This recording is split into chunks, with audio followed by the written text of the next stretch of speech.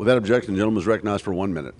Thank you, Mr. Speaker. Today, I rise to honor my friend Patty Rose for her decades of service to the working people of Pierce County, Washington. Born and raised in Tacoma, Patty began her journey at the Service Employees International Union in 1974, where she held various roles, eventually becoming a union representative advocating for workers' rights. In 1981, Patty joined the Pierce County Central Labor Council, serving as a delegate and executive board member before her election as the first female secretary-treasurer. In this role, she's worked passionately to improve wages, benefits, and working conditions, making Pierce County a national leader in union membership, with rates twice the national average. Patty has emphasized inclusivity by partnering with communities often marginalized and increasing apprenticeship opportunities for young people. Her empowering leadership has significantly shaped our community and helped workers, and I am grateful for her partnership and her friendship and her invaluable advice throughout my career. As Patty retires, we will miss her presence, but I'm happy to report that she can enjoy more time with her family and traveling in her RV. Mr. Speaker, it's an honor to recognize Patty Rose's remarkable career. I wish her a well-deserved retirement, and I yield back. For what purpose does the gentleman from Guam seek recognition? Mr. Speaker, I ask unanimous consent to address the House for 1 minute and extend my remarks. Without objection, the gentleman is recognized for 1 minute. I would like to take this time to recognize and honor the late, great John Camacho, also known as Chubado, who sadly left this world a few years ago. John left behind his lovely wife, Darlene, and children, Janice and Jeremy. A proud son of Guam, John received numerous accolades for academic excellence during his time at Fresno State University, where he obtained a Bachelor of Science in Civil Engineering. In 1978, he and his friend Henry Simpson were the brainchildren of the Smoking Wheels, which consisted of off-road motorcycling, buggy, and truck endurance. In 1979, John participated in Baja 1000, which remains one of the most prestigious off-road obstacles in the world. On behalf of the nation and the island of Guam, and under the sacred halls of democracy, I would like to honor and recognize John Camacho as a founding father of motorsports on Guam and as a renaissance man for the sport in the region. I yield back. The gentleman from Massachusetts seek recognition. Without objection, the gentleman is recognized for 1 minute.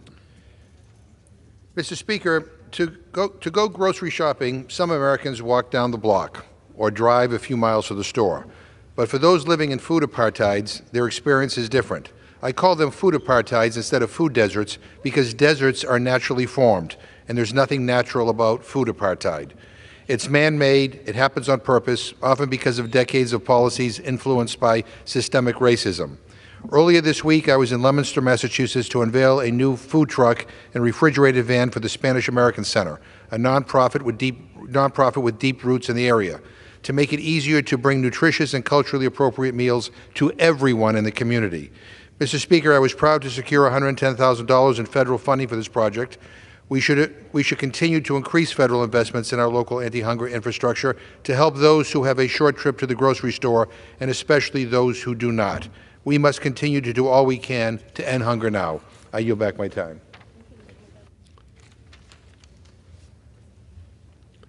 For what purpose does the gentleman from Montana seek recognition? Thank you, Mr. Speaker. I request unanimous consent to address the House for 1 minute and revise and extend my remarks. Without objection, the gentleman is recognized for 1 minute. Thank you very much, Mr. Speaker.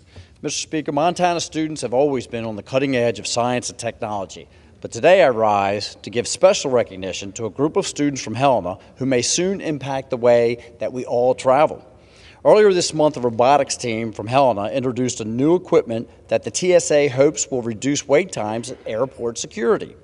The team, known as Fusion 4133, is renowned for its technical expertise in winning the 2023 Montana Regional Championship and qualifying for an international competition. What makes Fusion design for TSA so remarkable is its simplicity. Using a 3D printer, the students designed a ramp that will allow bags to flow seamlessly through airport screening systems.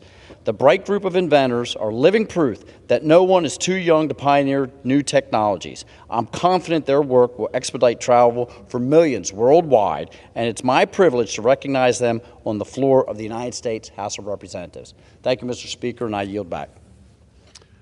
For what purpose does the gentleman from New York seek recognition? Unanimous consent to address the House for 1 Without objection, the gentleman is recognized for 1 minute.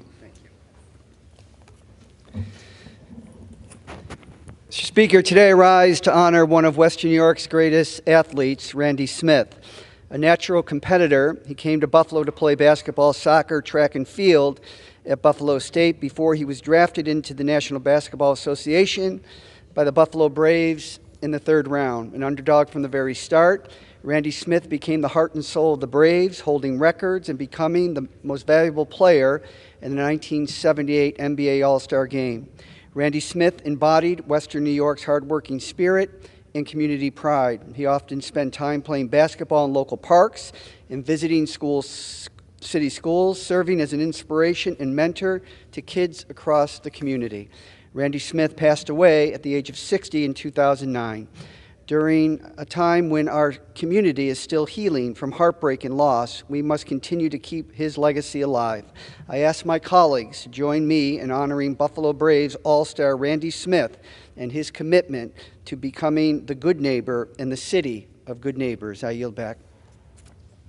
For what purpose does the gentleman from Ohio seek recognition? Consent to address the House for 1 minute and to revise and extend my remarks. Without objection, the gentleman is recognized for 1 minute. Thank you, Mr. Speaker. I rise today to recognize World War II veteran Robert Rothenberg, an American hero from Ohio. Robert was a landing ship motor machinist made second class on the USS Lemoore County LST-883. Robert sailed the Western Pacific from the Marshalls and the Marianas to battle-torn Okinawa. After discharging the men and equipment on Okinawa, Robert traveled with the 6th Marine Division to Pearl Harbor. After Japan surrendered, his ship delivered occupying troops to that country. Despite his service in the war, Robert was never presented with any of the service medals and decorations he earned for his courage and sacrifice to our nation. I am so pleased that we recently were able to finally present him with the American Campaign Medal, the Asiatic Pacific Campaign Medal, and World War II Victory Medal. I thank Robert for his service. Let us never forget the service and sacrifice of America's greatest generation. Thank you, Mr. Speaker, and I yield back. For what purpose does the gentlewoman from Virginia seek recognition? Speaker, I rise to address the House to revise and extend my remarks for 1 minute. Without objection, the gentlelady is recognized for 1 minute. Thank you. Mr. Speaker, I rise today to discuss the impact of the broad brush cuts in Speaker McCarthy's plan, a plan that would hurt Virginians, including $30 billion in cuts for veteran spending that would hurt the veterans I represent, and cuts to the Vital Meals on Wheels program that would hurt seniors across Virginia's 7th District. To hear about the impact of this incredibly important program, I reached out to Virginians I serve about the program, and I heard from hundreds of seniors, volunteers, doctors, and caregivers who have seen the benefits of Meals on Wheels. Carolyn from Woodbridge, who lost her husband a year before breaking a hip and turning to Meals on Wheels for support, called this service, quote, a true blessing as I heal. Anita from Fredericksburg, whose 94-year-old aunt relies on the program, said, quote, please vote against defunding Virginia seniors' meal delivery services. And when Sean from Caroline County's grandmother suffered a stroke, Meals on Wheels made sure she had lunch so his parents would not have to quit their jobs to care for her. At a time when thousands of Virginia's seniors are at risk of hunger, the Meals on Wheels program should not be on the chopping block. I urge my colleagues to vote against this legislation, and I yield back. For what purpose does the gentleman from Oklahoma seek recognition? Mr. Speaker, I ask unanimous consent that it be in order at any time on April 27, 2023, to consider House Concurrent Resolution 30 in the House if called up by the Chair of the Committee on Foreign Relations or his designee, that the concurrent resolution be considered as read, that the previous question be considered as ordered on the concurrent resolution to adoption without intervening motion, except for 80 minutes of debate, with 20 minutes controlled by Representative McCall of Texas, 20 minutes controlled by Representative Meeks of New York, and 40 minutes controlled by Representative Gates of Florida or their respective designees. Without objection, so ordered. For what purpose does the gentleman from Oklahoma seek recognition? Mr. Speaker, by direction of the Committee on Rules, I call up House Resolution 327 and ask for its immediate consideration. The clerk will report the resolution. House Calendar Number 14, House Resolution 327. Resolved that upon adoption of this resolution, it shall be in order to consider in the House the bill H.R. 2811 to provide for a responsible increase to the debt ceiling and for other purposes. All points of order against consideration of the bill are waived. The amendment printed in the report of the Committee on Rules accompanying this resolution shall be considered as adopted. The bill as amended shall be considered as read. All points of order against provisions in the bill as amended are waived. The previous question shall be considered as ordered on the bill as amended and on any further amendment thereto to final passage without intervening motion except one.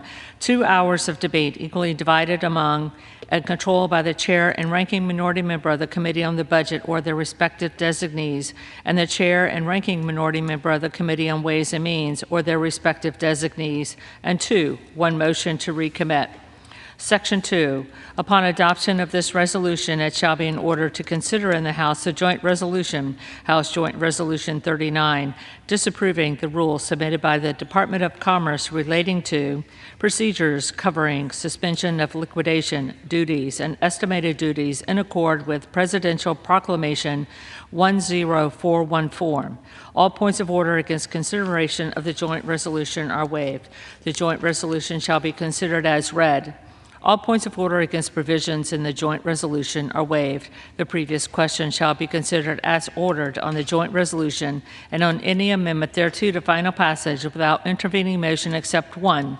1 hour of debate equally divided and controlled by the chair and ranking minority member of the Committee on Ways and Means or their respective designees, and 2, one motion to recommit. The gentleman from Oklahoma is recognized for 1 hour. Mr. Speaker, for the purposes of debate only, I yield the customary 30 minutes to my good friend, the gentleman from Massachusetts, the distinguished ranking member of the Rules Committee, Mr. McGovern, pending which I yield myself such time as I may consume. Recognized. Thank you, Mr. Speaker. During consideration of this resolution, all time is yielded for the purposes of debate only. I ask unanimous consent that all members may have 5 legislative days in which to revise and extend their remarks and insert extraneous material on House Resolution 327. Without objection. Thank you, Mr. Speaker. Mr. Speaker, last night the Rules Committee met and reported out a rule providing for the consideration of H.R. 2811, the Limit, Save, and Grow Act of 2023, and House Joint Resolution 39, a joint resolution of disapproval that ends President Biden's rule protecting Chinese solar manufacturers that are illegally violating U.S. trade law. The rule provides for consideration of H.R. 2811 under a closed rule. It provides 2 hours of general debate and 1 motion to recommit. The rule also provides for the consideration of H.J. Res. 39 under a closed rule with 1 hour of general debate and 1 motion to recommit. Mr. Speaker, earlier this year, the United States government hit our statutory debt limit of $31.3 trillion. That's an astonishing number. It's over 120% of our annual gross national product. This level of spending is simply unsustainable, and the American people know it. 3 out of every 4 Americans support taking action on the national debt. They know that if we do nothing and keep moving forward as we have been doing, the result will be leaving a huge burden for our children and grandchildren, a pile of debt, a weak economy, and a broken currency. Now, you would think, given all that, the staggering reality, President Biden and congressional Democrats would acknowledge the need to do something to address this problem. You would think they would be open to doing what we have done many, many times in the past, to couple needed fiscal reforms with an agreement to lift the debt ceiling. You would even think that President Biden, who himself personally negotiated several debt ceiling increases over the years, would be willing to sit down with us and talk. But instead, we've heard none of this. No, we will not negotiate with you. No, we will not talk about the federal budget. No, we won't look at common sense reforms. No, no, no. Instead, President Biden and congressional Democrats insist it's their way or the highway. No reforms, no changes to federal spending, not even clawing back the unspent pandemic relief funds that are no longer necessary. With the passage of the Limit, Save, and Grow Act, the House will stand with the American people who desperately want us to fix our national debt problem, and that fix starts here in today's bill. Our second item for today, Mr. Speaker, H.J. Res. 39, is a joint resolution of disapproval of a Biden administration rule that would suspend import duties on solar panels made with components from the People's Republic of China. Mr. Speaker, Communist China does not play by the same rules as the rest of the world. Chinese leadership will do whatever it takes to advance the Chinese Communist Party's interests to the detriment of the American economy. China has been unfairly subsidizing the production of solar cells and modules and dumping them on the U.S. market at below cost. It should come as no surprise that China is also attempting to get around the existing import duties by routing their subsidized solar components through 4 countries: Cambodia, Malaysia, Thailand, and Vietnam. Yet instead of holding them accountable for their actions, President Biden suspended the penalties for 2 years, presumably to appease climate activists who have no interest in America's job creators and manufacturers. If the House does not act, China's bad behavior will go unchallenged, and America's solar manufacturers will continue to get a raw deal. Mr. Speaker, we must stand up to Communist China. We must call out their inappropriate behavior on the global stage, and when it is called for, we must protect American manufacturers against unfair competition. H.J. Res. 39 will accomplish all of these goals and will do so in a bipartisan manner. Mr. Speaker, I urge my colleagues to join me in supporting this rule and the underlying legislation, and I reserve the balance of my time. The gentleman reserves. The gentleman from Massachusetts is recognized. Thank you, Mr. Speaker, and I want to thank the gentleman from Oklahoma, my good friend Mr. Cole, for yielding me the customary 30 minutes, and I yield myself such time as I may consume. The gentleman is recognized. So let's begin. We are dealing with this Default on America bill, and it's a doozy, even by the measurements that we judge this current majority in Congress. How did we get here? I'll tell you how we got here. The process is lousy. It stinks. We heard promise after promise after promise about how great Republicans would be when they were in charge, about how open and transparent and fair things would be here. And it's clear now that it was all a bunch of talk, all phony. They never meant any of it. No hearing, no markup, no amendments, no nothing. CBO score came out 5 minutes before the hearing started. Manager's amendment released at 12:45 a.m. Rules met for 6 hours. Then we adjourned until 11:30 p.m. So we meet at 11:30. Democrats sat waiting in an empty room for 45 minutes. We're told to come back at 1:45 in the morning. And in the midnight seance that Republicans conducted in the chairman's office, out comes this new language that is supposed to satisfy the extreme right wing of the extreme right wing. Basically, some of my Republican colleagues had an objection that the bill didn't screw people fast enough. And get this, after all their talk about how horrible the Inflation Reduction Act was, we find out that some of their members actually love parts of the Inflation Reduction Act and demanded that we protect it, even if it meant changing the bill at 2 a.m. in the morning. But then, let me tell everyone else, so in case you missed it, because some people go to sleep, you know, before 2 a.m., this all happened at 2 a.m. Shh, secret. Speaker McCarthy himself said, "You can't just throw something on the floor." Those were his words. But here we are, and this bill is being thrown on the floor. 25 of the 32 rules this Congress has done have been completely closed. Rules Committee has allowed to the floor only 91 amendments so far. When I was in charge, at this point, we had allowed to the floor 199 amendments. 92% of all Democratic amendments have not been allowed to be debated. Republican Whip Tom Emmer told us yesterday that the bill was closed. It's not getting changed, he said. And then, what did they do just a few hours later? They changed it. I asked Chairman Smith last night in the Rules Committee if he liked the way this bill was being brought up, and you know what he said to me? I'm not in charge. Well, it's his committee. Who is in charge of whether or not they hold a hearing or a markup? Just a lesson for our new members who demanded more regular order. This is not it. And I would like a single Republican to come down here and defend the process that was used here. But I bet they won't, because they cannot. So here we are, debating this bill, the Default on America Act. I mean, we're happy to have a conversation on our spending priorities. Absolutely. We welcome that conversation. But this isn't a conversation. They handed us a ransom note. They say that in order to agree to pay our bills for 1 year, we have to make 10 years of deep cuts that will hurt our constituents. Again, this is a ransom note. And then what happens a year from now?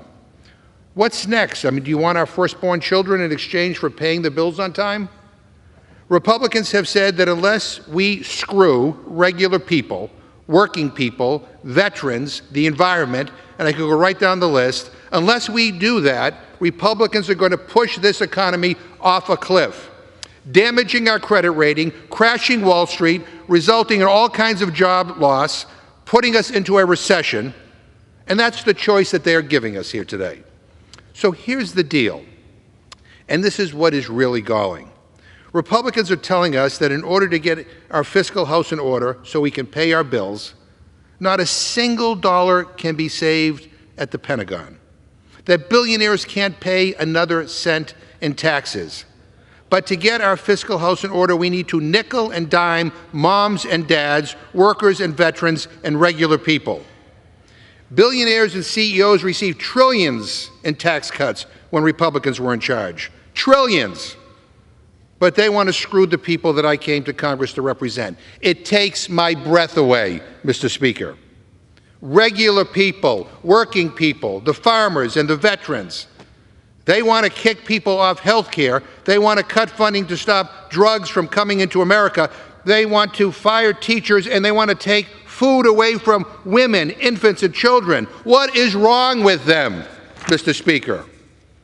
Now, I know my friend, Chairman Cole, and he is my friend, cares deeply about programs like Head Start. In his own state, this bill would cut 3,300 children off of Head Start. These are real kids, for God's sakes. And don't take my word for it. Don't take my word for it. The National Head Start program says, and I quote, "Make no mistake, the current debt limit and budget cap legislation under consideration in the House of Representatives will cause irreparable damage to Head Start," end quote. It is not mathematically possible to make the cuts that they are talking about without hurting our own constituents. All this so that we can appease the extreme MAGA wing of the Republican Party. The contempt that so many on the other side of the aisle have for people who are poor, who are struggling, who are working hard but having trouble making ends meet because the other side won't even raise the minimum wage, it is stunning. Now, we have a bill loaded up with all these new work requirements and hurdles for people to jump through. It will result in people losing SNAP, losing Meals on Wheels benefits, losing assistance to pay for infants and children. And yet, not a single hearing on this topic, not one. I asked, who are these people in real life that you claim don't work, who are on SNAP? Who are the people you're talking about? The chairman of the Ways and Means Committee and the chairman of the Budget Committee gave me a blank stare. I asked, what is the average SNAP benefit? I mean, pretty basic question if you feel strongly about this program. They had no idea, not a clue, not even a guess. I asked, what is the average length someone is on SNAP? They had no idea. This is not about substance or reality, Mr. Speaker. And by the way, the average SNAP benefit per person, per meal, is about $2. And the average time somebody is on the benefit is less than a year. So this is not about substance or reality. The bottom line is, if this is what the American people want, as my Republicans say, I mean, they kept on saying that over and over in the Rules Committee, which I do not believe, because I think most people in this country are horrified by what you're trying to do here. But if you think that that's what the American people want, then you should win the White House. You know, win the Senate. Yeah, you should win. You know, you were supposed to win the House by a huge margin, but that red wave turned into a pink splash. And I don't think you're going to be around in the leadership here much longer, quite frankly. I mean, enough is enough, Mr. Speaker. America pays our bills. This is a ransom note. Republicans want to default on America. And all Democrats are asking for is that you listen to President Trump. You know him. He's the guy you're all afraid of. And he said, "I can't imagine anyone ever thinking of using the debt ceiling as a negotiation wedge. It's a very sacred thing. We could never play with it." That's the guy who you are all afraid of. That's what he said. Listen to Speaker McCarthy in 2015. When the United States makes promises, it keeps them, which is why the House voted today to avoid the threat of debt default. That was Speaker McCarthy. I guess he forgot. This is a simple, routine part of doing our job, something all of us should be able to get behind. We want to have a conversation about spending priorities. That's the appropriations process, or that's the budget process. But it's not holding our nation hostage. It's not a ransom note. So don't default on America, Speaker McCarthy. Do your job. Do what you said we would do. Keep America's promises. Don't mess around with the full faith and credit of the United States of America. And I urge a no vote on this rule and a no vote on the underlying legislation, and I reserve the balance of my time. The gentleman reserves. Members are reminded to direct their remarks to the chair. The gentleman from Oklahoma is recognized. Thank you very much, Mr. Speaker. I yield myself such time as I may consume. The gentleman is recognized. Thank you, Mr. Speaker. I have great respect for my friend, Mr. McGovern, but of course, most of the things he mentioned simply aren't in the bill. You know, what really happened last night is we said, we've been trying to get you guys to negotiate for weeks, 4 months. Okay, we're going to raise the debt ceiling, something we said we were going to do and do in this legislation, and here's our opening offer. Where's yours? We don't have one. We don't have one from the president. We have a Democratic Senate that can't produce one. So we're going to put the ball over and see what you guys are actually going to do with it. I just want to remind my friends on the other side of the aisle that the work requirement issue we're including in this legislation are, in fact, less strict than the ones that then Senator Biden supported in the 1990s. We should be helping people attain self-sufficiency as opposed to having them simply depend on the federal government. That doesn't seem like a radical idea. That seems like common sense to me. I think most Americans any place in the world or any place in the country would support it. With that, Mr. Speaker, I would like to yield 3 minutes to my very good friend, distinguished gentleman from Texas, member of the Rules Committee, Mr. Roy. The gentleman is recognized for 3 minutes. Thank the Speaker. I thank the gentleman from Oklahoma. I never know who I am, whether I'm a right-wing MAGA extremist or a Ron DeSantis supporting rhino. But today, where I am here on the floor, is I would just say this. I cannot agree to vote for a full increase in the debt without any assurance that steps will be taken to reduce the alarming increase in the deficits and the debt. But those aren't my words. Those are Joe Biden's words in October of 1984, when the debt was $1.5 trillion. My colleagues on the other side of the aisle are hiding. They want to hide behind process. What they don't want the American people to know is that this bill has been available since last Wednesday. That of the 20 debt ceiling increases since 2000, only 2 have gone through committee. That H.R. 1 in this bill went through regular order and passed off the floor. That the REINS Act, which is in this bill, in its existing form, passed this very body on a bipartisan basis in 2017. That the spending repeals that we have in this bill are clean cuts, cutting the very things that this body with Democrat control passed with 158 proxy votes in August, calling people back, forcing some of us to have to fly back with the kind of process that we learned to expect under Speaker Pelosi. Instead here, what did we have last night? Yes, we had an agreement late night. You know what that agreement was? Was a recognition of the deal that had already been constructed, which was to say we're going to repeal the god-awful IRA subsidies destroying our economy, which are absolutely going to enrich a handful of corporate America, pushing their green subsidies, enriching themselves, destroying the American economy and energy freedom. That's what we were doing, restoring exactly what agreement had been reached that we had decided last week. The simple fact is the American people don't really care what my Democratic colleagues have to say because it's more of the same scare tactics. They want to say that we're cutting spending to oblivion.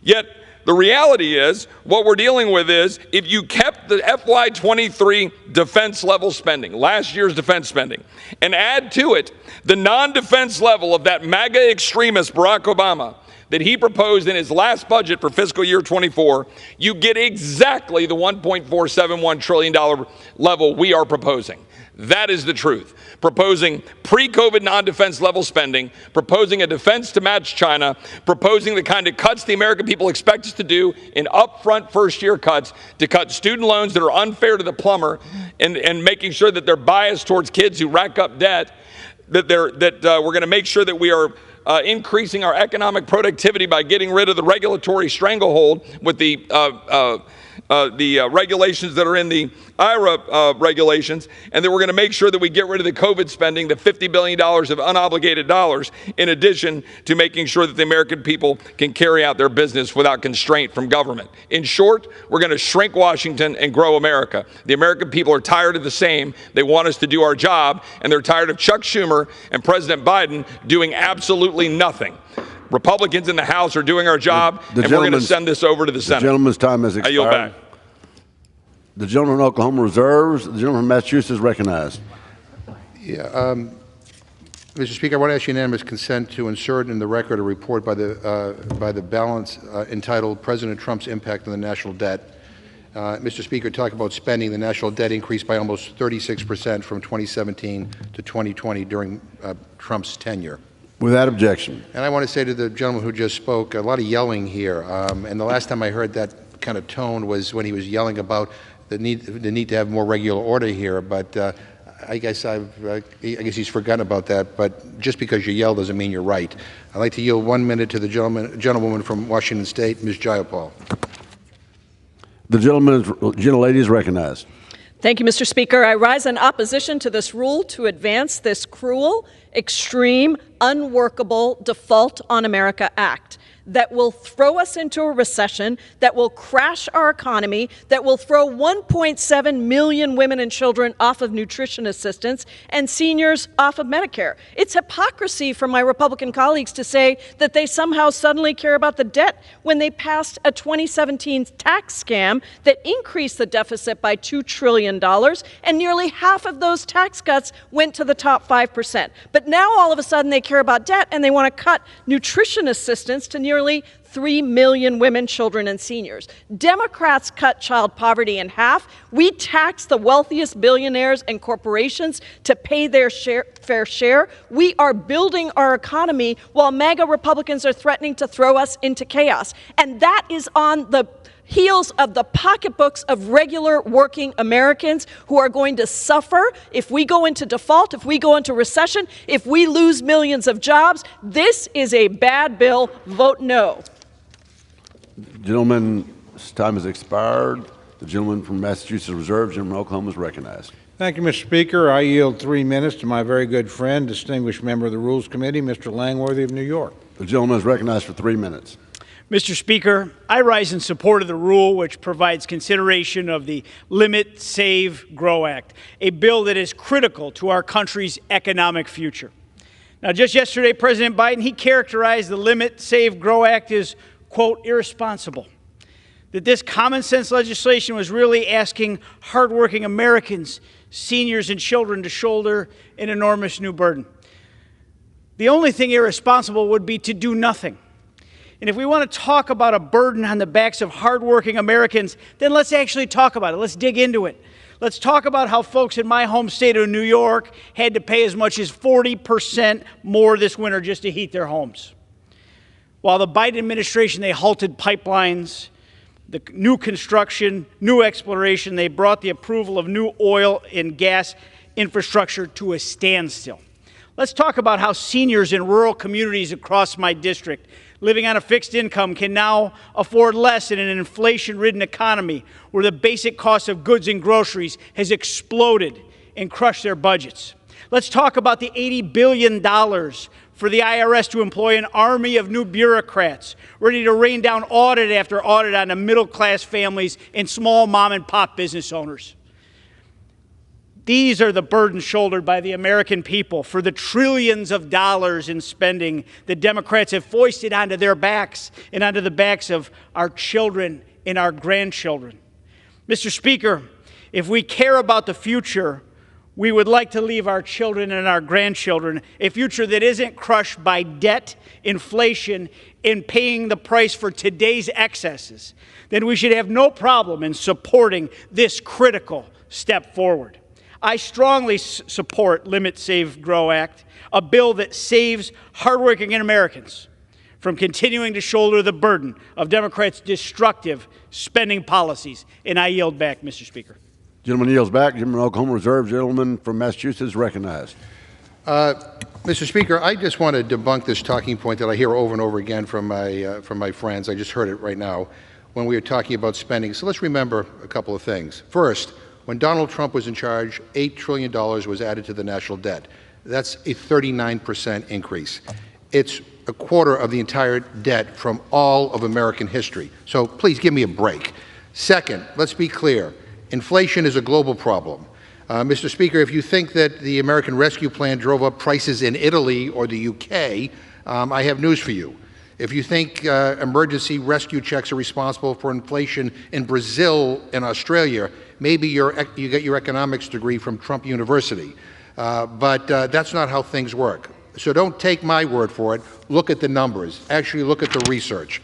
And I ask unanimous consent, Mr. Speaker, to insert in the record a letter from the Social Security Administration which states that Republican spending cuts would eliminate field offices, drive up wait times for initial disability and retirement claims processing, lengthen phone wait times, and create backlogs across the board. Republicans are trying to make it harder for seniors to access the benefits that they have earned.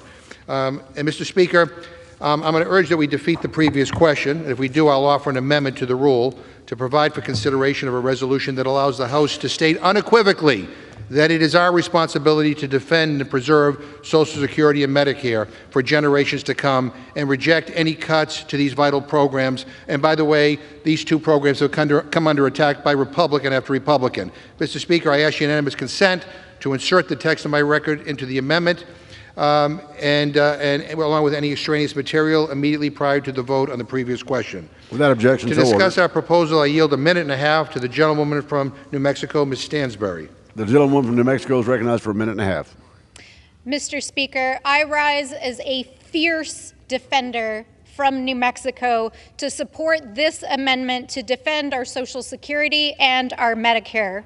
As our colleagues across the aisle are trying to gut Social Security and Medicare, Democrats are looking for long-term solutions not only to expand these life-saving programs, but to ensure that they are solvent for generations to come.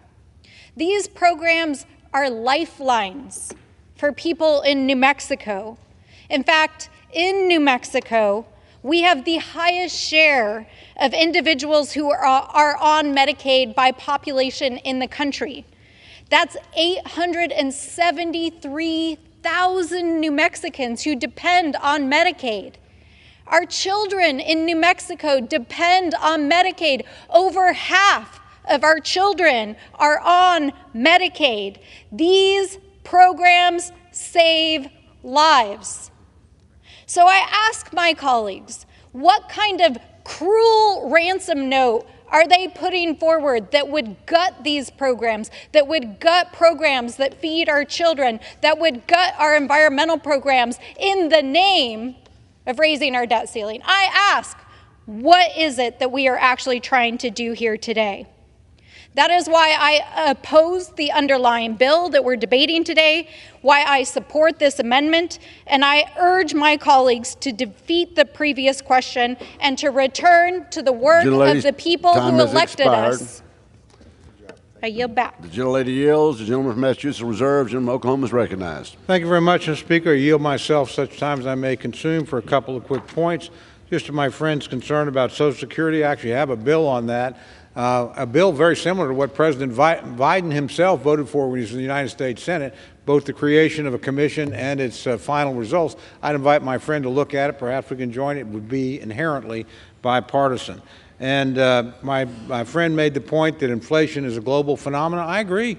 Absolutely is. When you screw up the greatest economy in the world, it has global consequences. And that's exactly what my friends did. Don't take my word for it.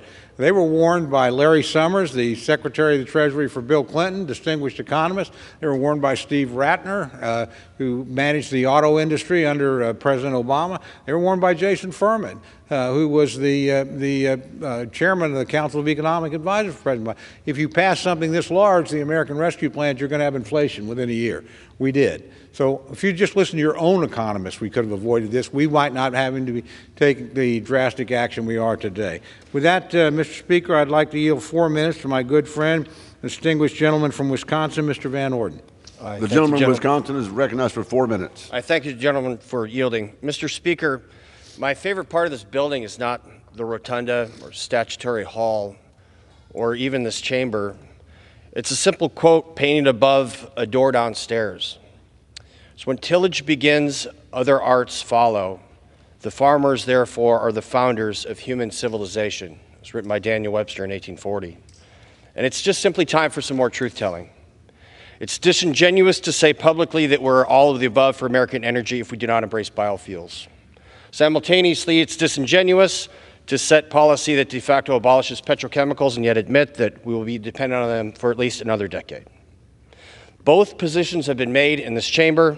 I find this to be either duplicitous or foolish, and I choose to be neither. Our first president, who overlooks this body, was clear about public policy in agriculture. It will not be doubted, agriculture is of primary importance. In proportion as nations advance in population and other circumstances of maturity, this truth can become more apparent. This and renders the cultivation of the soil more and more the object of public patronage. This was written 9 years after the signing of the Declaration of Independence, and Washington says more and more he acknowledges that agriculture has always been an object of public patronage and must always be. The initial writing of this bill did not acknowledge that. It did not stand with the farmers, and I will always stand with our farmers. Earlier this morning, our conference made great strides in recognizing our farmers by including elements of my amendment that protect our corn growers and biofuel industries. And with that said, if this final bill, as returned from the Senate, includes further provisions that do not show the proper respect for our farmers, our national security, or the future of nuclear energy, I will not vote for its passage. There will be no further negotiations from my office. I want to make this very clear. I voted for Kevin McCarthy for Speaker because I believe that he was the person called at this moment to lead this conference and this body. And I don't feel that my 15 votes were in error. I have the full confidence that he will take the opportunity to keep his word to this body and to the American people, and this confidence was earned by his willingness to remove several devastating provisions from this bill. And I will remind my friends, as members of this body, we did not take an oath to the Republican Party or the Democratic Party. We didn't take an oath to the President. We all took the same oath to the Constitution, and with this oath came a responsibility to the people that we represent. In reference to this current discussion on the debt ceiling, our first president articulated this in a manner that for such a young country can only be described as timeless. No pecuniary consideration is more urgent than the regular redemption and discharge of the public debt. None can delay more injurious or an economy of time be more valuable. By President Biden refusing to negotiate with this body, he is adding to a growing train of usurpations of the constitutional authority vested in us by the people that sent us here to represent them. This is no more appropriate now than it was when it was written by Thomas Jefferson. It's our obligation to get Speaker McCarthy to the table. And it is Speaker McCarthy's burden to get the president to a place that can both meet our collective obligations articulated by George Washington and to secure the future for both our progenitors and our progeny. So I will support this bill, and I will vote in favor of it, and I encourage all of my colleagues to join me in doing so. With that, I yield back. The gentleman from Oklahoma reserves. The gentleman from Massachusetts is recognized. Yeah, I'm a little confused after that last speech. Mr. Speaker, with the way the gentleman from Oklahoma, my friend, has been talking, you might think that President Biden caused inflation all on his own. That's just simply not the case, and everybody here knows that. I ask unanimous consent to insert in the record an article from the nonpartisan, nonprofit Economic Policy Institute entitled, "Rising Inflation is a Global Problem. U.S. Policy Choices are Not to Blame." Without objection. I also ask unanimous consent, Mr. Speaker, to insert into the record a report by Mark Zandi of Moody's Analytics, which states that Speaker McCarthy's radical cuts would meaningfully increase the likelihood of a recession and result in 780,000 fewer jobs by the end of 2024, compared with a clean bill to avoid a default. Without objection, so ordered. And I ask, Mr. Speaker, I want to yield 1 minute to the distinguished gentleman from Pennsylvania, Mr. DeLuzio. Thank The you, gentleman from Pennsylvania is recognized for 1 minute. Thank you, gentlemen, for yielding. Mr. Speaker, I rise in opposition to the rule to advance this bill. I'm opposed to the bill. This bill will lead and includes massive cuts to veterans' care. 30 million fewer medical visits for my fellow veterans. We're going to see my fellow veterans wait longer to have their claims heard. They're going to see telehealth get worse, mental health services get worse, homelessness issues get worse. This bill is a betrayal of the obligation this country has to everyone who served. And I've seen my fellow veterans used as props on folks' websites and their ads. People wrap themselves in the flag. Well, guess what? You don't get to claim serving for veterans, standing up for veterans when you cut their care. That's what this bill does. It's a disgrace. Everyone in the country ought to know it. We ought to vote it down. I yield back. The gentleman from Massachusetts reserves. The gentleman from Oklahoma is recognized. Thank you very much, Mr. Speaker. I yield myself quickly such time as I may consume. Just to correct my friend, I did not blame all inflation on President Biden. He had a lot of help.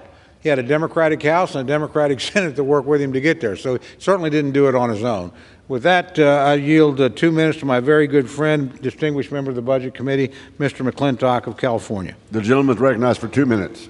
Mr. Speaker, for the first time in my 15 years in Congress, I will vote for a debt limit increase because for the first time, we have a bill that's serious about controlling the reckless spending that's destroying America's productivity and its prosperity. $4.8 trillion in savings. How could anyone who cares about the debt not vote for this measure? Now, the debt limit's there for a reason. If your family's living beyond its means and needs to raise its credit limit, it better sit down around the kitchen table and have a serious discussion over the circumstances that have gotten it into this mess and what steps it needs to take to get out.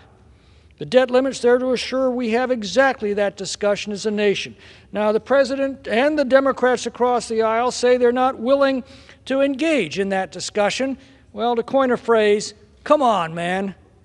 When Bill Clinton lost the House in 1994, he reached across the aisle to work with House Republicans. Together, a Democrat president and a Republican House accomplished wonderful things. They reformed the welfare system, as this bill does. They cut spending as a percentage of GDP. They produced the biggest capital gains tax cut in history. But most importantly, they balanced 4 budgets in a row and produced one of the greatest economic expansions in our nation's history. And by the way, Clinton was reelected. Now, Americans are soon going to ask themselves, are we better off than we were 4 years ago? And Mr. Biden's going to need a better answer than doubling down on policies that 2/3 of Americans are desperately trying to tell him have put our country on the wrong track. And that answer is right here before us today. I beg the Democrats to join us to set our nation's finances in order. I yield back. Massachusetts is recognized. Yeah, let me say to the gentleman, extortion is not a negotiation. President Biden actually has a budget that will reduce the deficit. It would be better if the Republicans actually came up with a budget, and we could talk about that. We're willing to have a conversation, but we're not willing to be extorted here. And, Mr. Speaker, there is no doubt about the fact that this bill could monumentally hurt our nation's heroes. And I request unanimous consent to insert into the record a letter from the Paralyzed Veterans of America in opposition to this bill. Without objection. And I request unanimous consent to insert into the record a letter from the Veterans of Foreign Wars in opposition to this bill.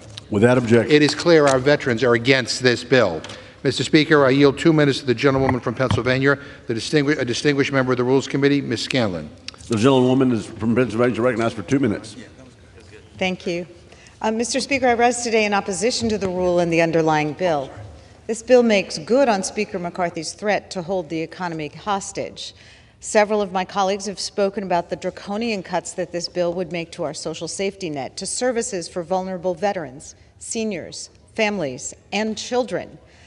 But it also jeopardizes critical investments that were just enacted as part of the historic and long overdue climate rescue measures that were included in the Inflation Reduction Act, and those cuts have received less attention. If you didn't know that this bill gutted billions of dollars of environmental measures, you're not alone. Those cuts were made in a deal the Speaker negotiated with the extremists who control his caucus sometime after midnight last night, around 2 o'clock this morning. Not surprised that they're trying to sneak this provision into a bill that they're ramming through the House with no hearings. The Speaker and his far-right allies argue that federal spending poses the most significant threat to our country while blocking legislation to address gun violence, health care concerns, and other pressing concerns for all of our constituents. But climate change is an actual existential threat to our children and to all future generations. I know the Republican Party isn't fond of looking at the science, but without intervention, the facts are clear. Our children will be forced to face more frequent climate disasters, new and devastating health threats, and untold economic loss. The extremist bill before us dismantles the clean energy climate rescue programs that we passed in the IRA that are essential for our children to thrive. This bill eliminates $1 billion to promote energy-efficient construction, $5 billion for loans to back energy infrastructure projects, $1.9 billion to improve access to public transportation in low-income neighborhoods, and $5 billion to reduce climate pollution, in addition to gutting environmental review protections. I'm appalled that the Republican Party would so carelessly leverage our children's future health and safety to satisfy political extremists, and I'm disturbed by the shadowy process used to put this bill together. I encourage all of my colleagues to vote no on this rule and the underlying bill. I yield back. Gentleman from Massachusetts Reserve and gentleman from Oklahoma is recognized. Thank you, Madam Speaker. I yield myself such time as I may consume. Madam Speaker, in response to my friend's statement, we're certainly not trying to extort anything from anyone.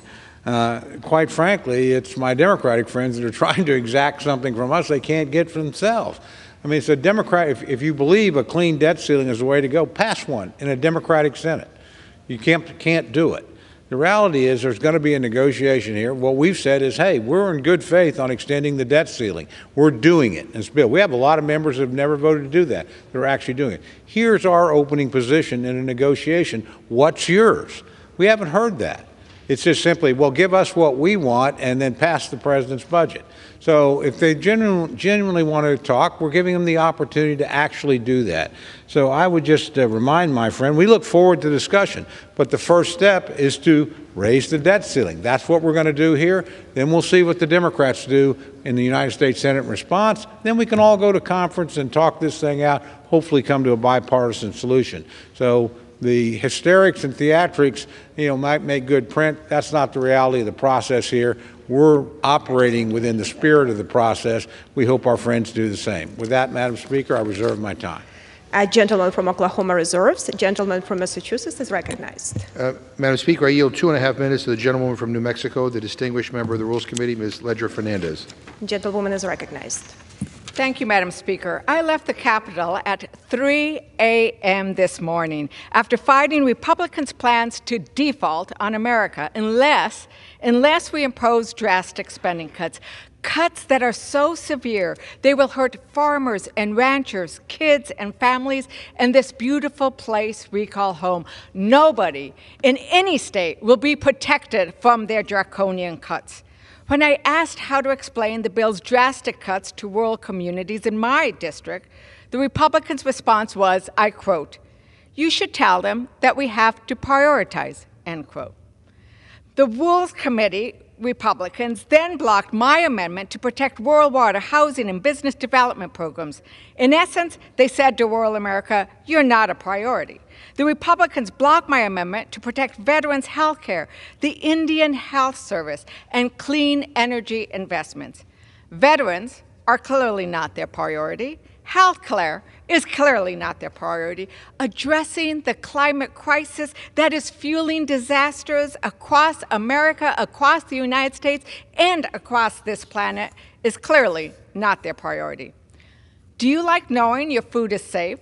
The Republicans' bill could cut 1,800 USDA food inspectors and cost our farmers, ranchers, and restaurants $89 billion in lost production and $2.2 billion in lost wages.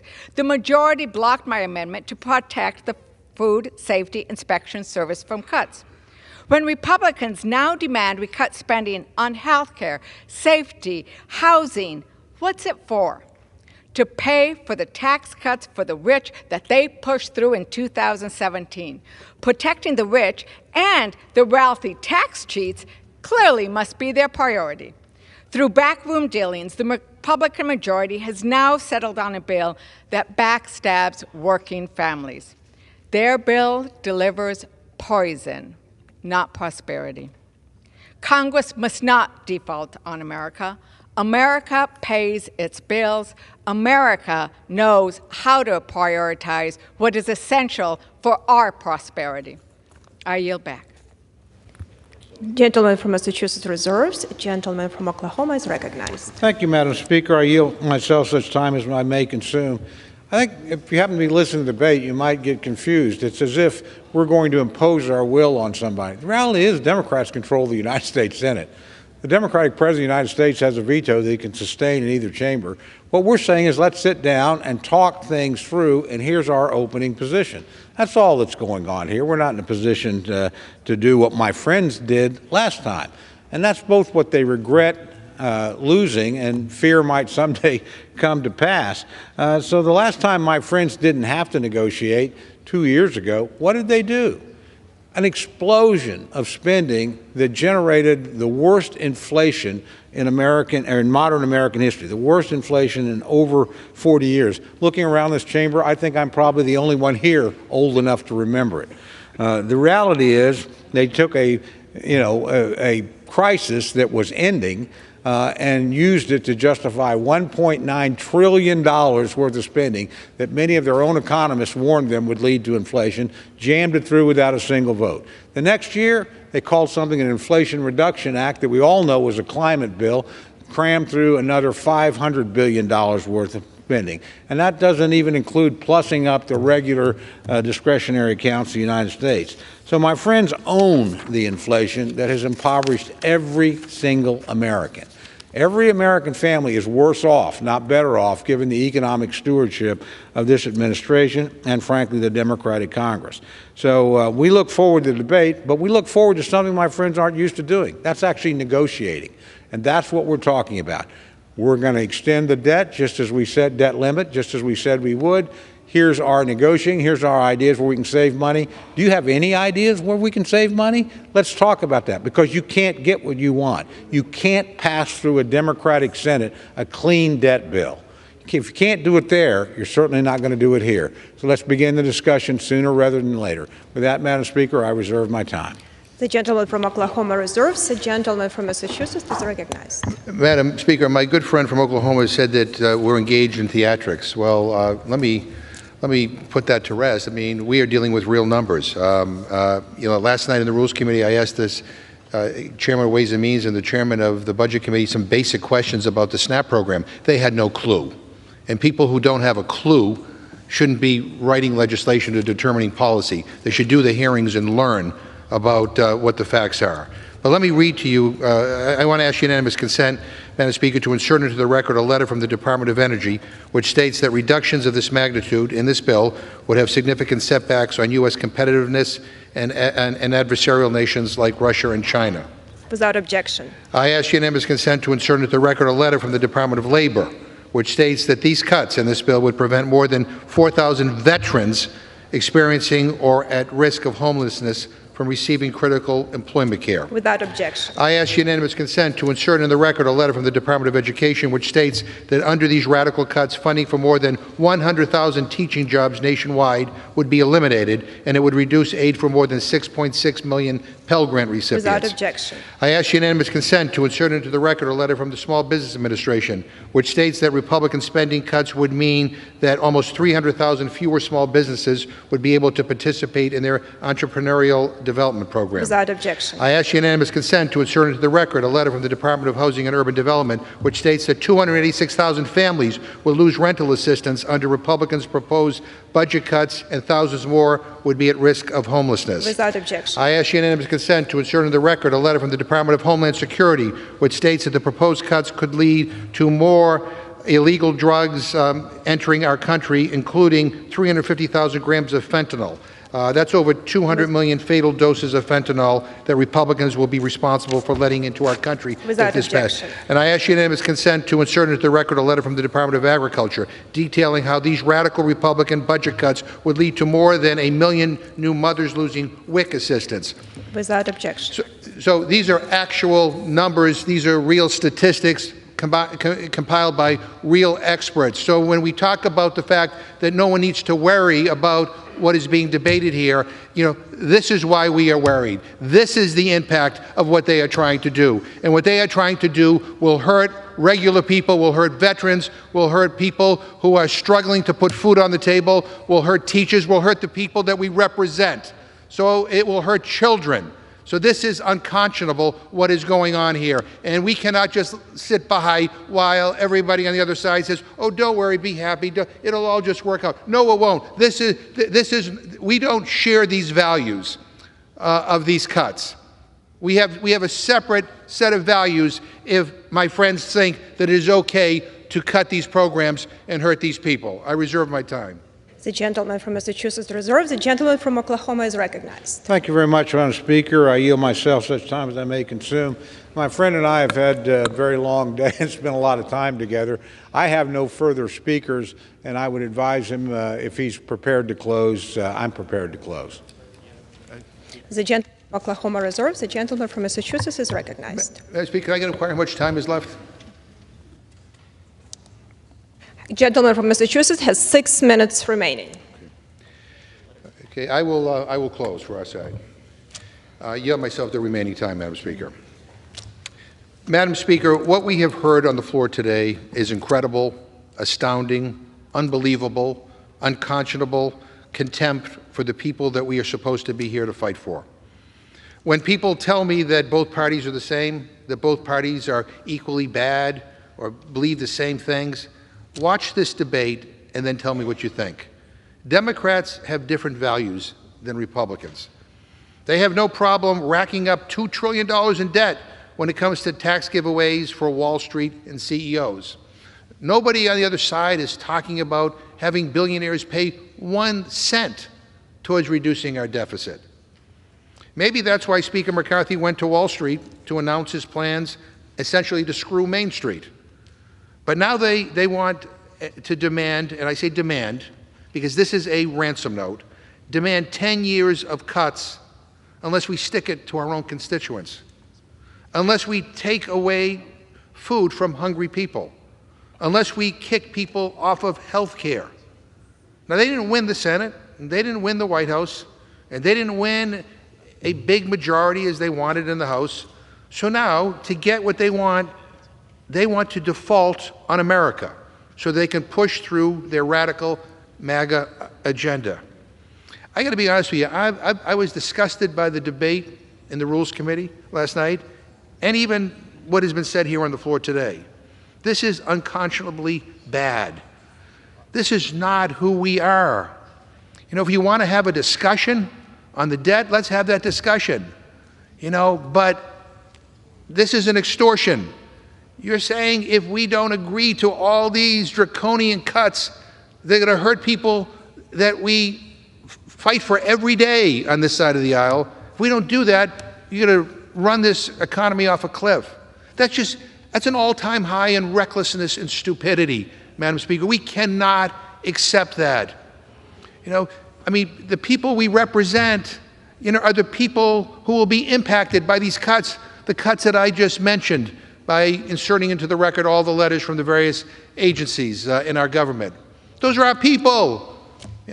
Billionaires don't need us, but regular people do. People who are struggling to put food on the table are counting on us to be on their side, not to be making their life more complicated or more difficult. And yet this represents kind of the antithesis of everything that I believe is right. This is so wrong. It is so wrong. And I'm not going to sit back and say, well, let the process work its will and maybe it won't be so bad at the end of the day. This is bad. This is unconscionable. This is not deserving of a vote on the House floor today. People should reject this. I urge my Republican colleagues on the other side of the aisle, reject this. You represent these same people too. They deserve to have you on their side, not working against them. Wall Street, they have enough support. They have enough people rooting for them to succeed. Regular people, people who are struggling in poverty, they need us. They're counting on us. So I urge my colleagues to vote no on this rule, no on the previous question, and no on the underlying resolution. We have to do better than this. This is beneath the dignity of this institution. I yield back my time. The gentleman from Massachusetts yields back. The gentleman from Oklahoma is recognized. Thank you very much, Madam Speaker. I yield myself the balance of my time.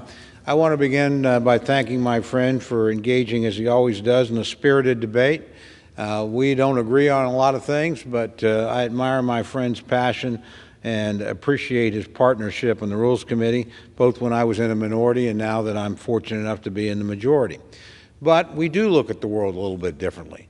My friend worries about a $2 trillion tax cut, which, by the way, was stretched out over 10 years, and much of which paid itself back in economic growth, forgets about a single bill that spent $1.9 trillion, last year that they managed to do.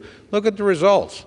I mean, the president walked in, pre-COVID, the economy's the lowest unemployment rate in 50 years, growing. Even after going through that, the Biden administration walks into a V-shaped recovery and a 1.4% inflation rate. In less than 2 years, they managed to flatten that out and give us the highest inflation rate in over 40 years. How'd that happen?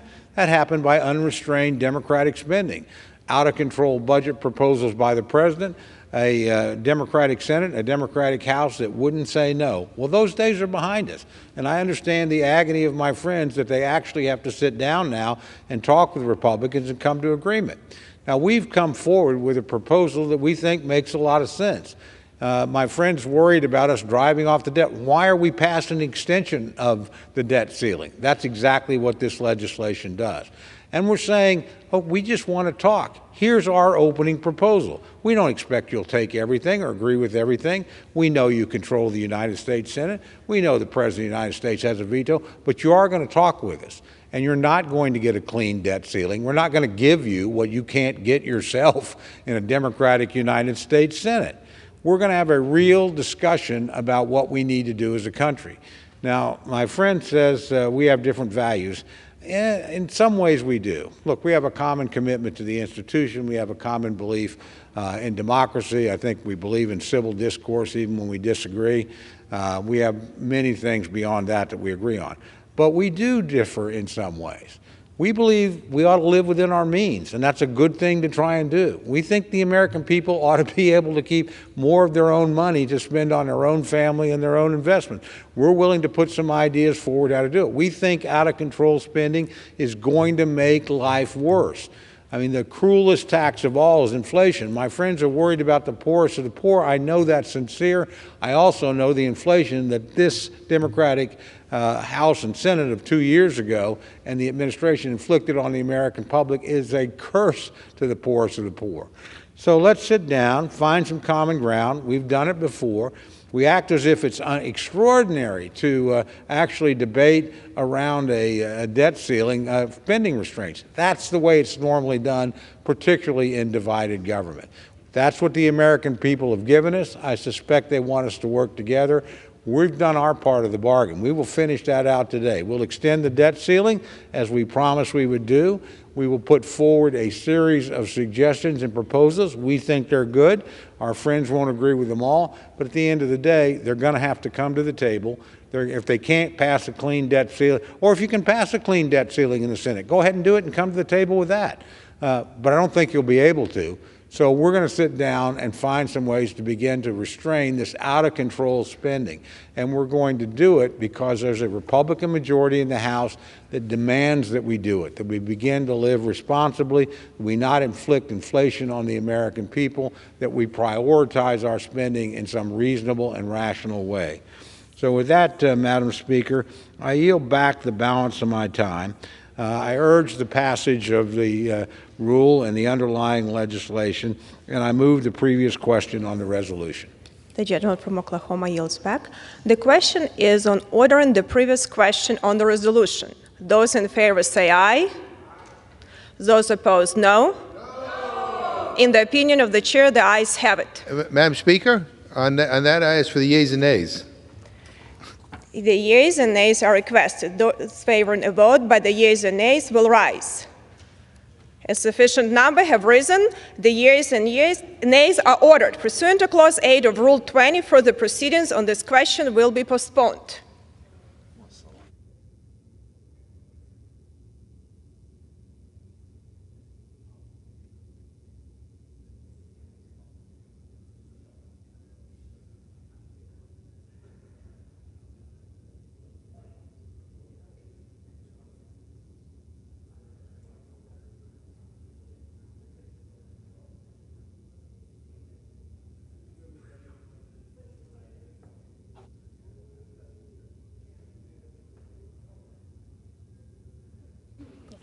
Pursuant to Clause 12A of Rule 1, the chair declares the House in recess for a period less than 15 minutes.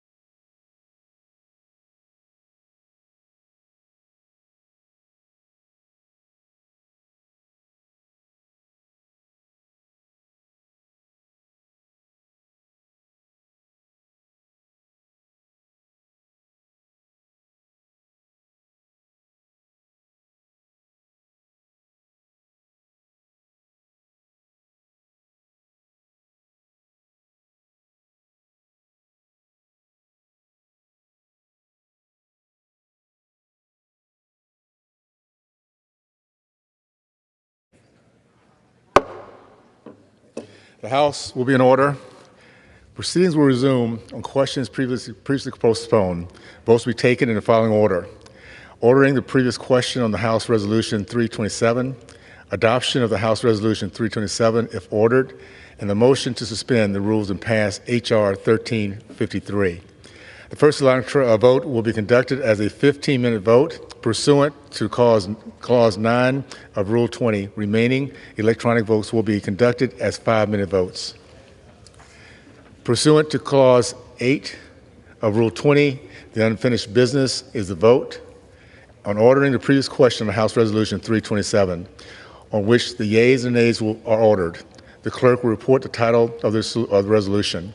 House Calendar Number 14, House Resolution 327, resolution providing for consideration of the bill H.R. 2811 to provide for a responsible increase to the debt ceiling and for other purposes, and providing for consideration of the joint resolution, House Joint Resolution 39, disapproving the rules submitted by the Department of Commerce relating to procedures covering suspension of liquidation duties and estimated duties in accord with Presidential Proclamation 10414. The question is ordering the previous question on the resolution. Members will record their vote by electronic device. This is a 15-minute vote.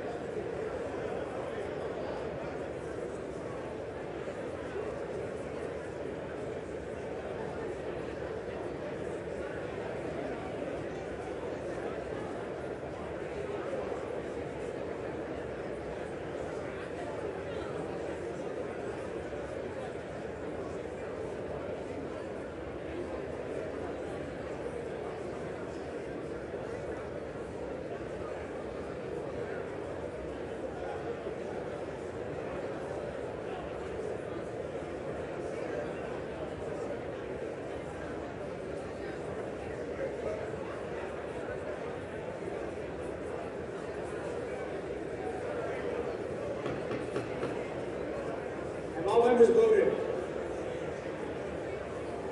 Does any member wish to change your vote?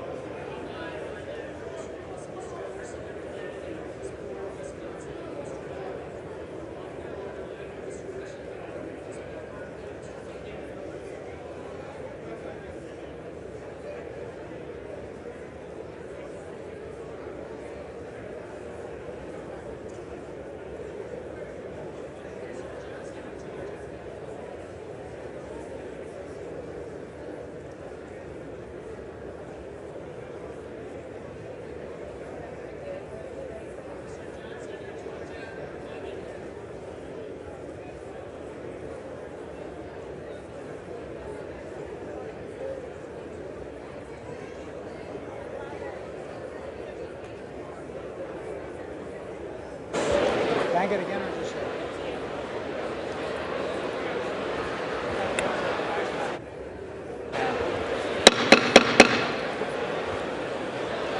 On this vote, the yeas are 216 and the nays. You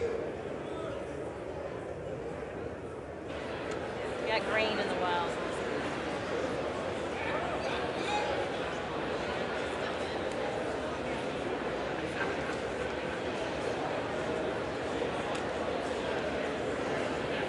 Ms. Green of Georgia. Votes aye. Ms. Green of Georgia votes aye. I need to close it again. Closed. 218.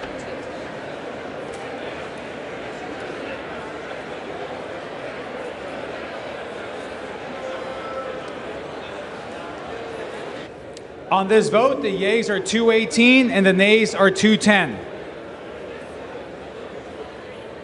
The previous question is ordered. The question is on the adoption of the resolution. Those in favor say aye. Those opposed say no. On the opinion of the chairs, the ayes have it. For what purpose is the gentleman from Massachusetts? I ask for a recorded vote. A recorded vote is requested. Those favoring a recorded vote will rise. A sufficient number have risen. A recorded vote is ordered. Members will record their votes by electronic device. This is a 5-minute vote.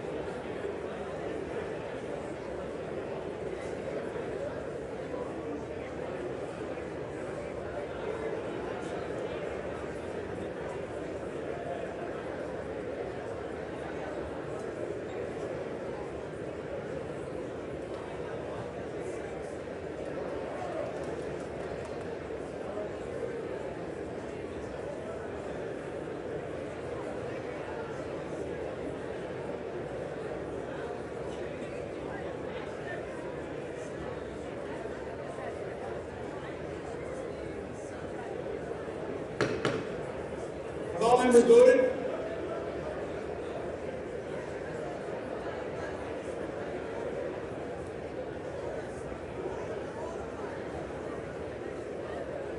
Have all members voted?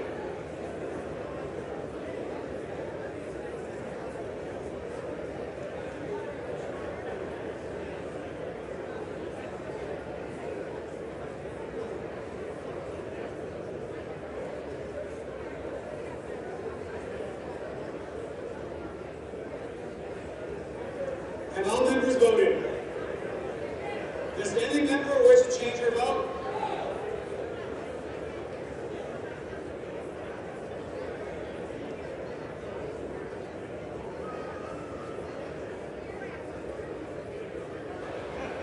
On this vote, the yeas are 219 and the nays are 210. The resolution is adopted. Without objection, the motion to reconsider is laid on the table.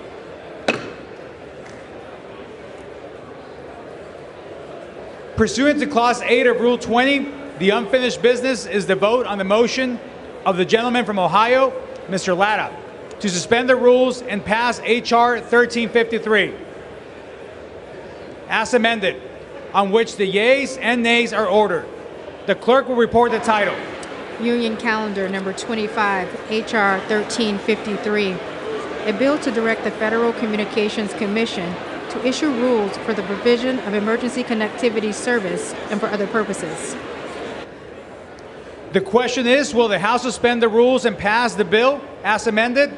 Members will record their votes by electronic device. This is a 5-minute vote.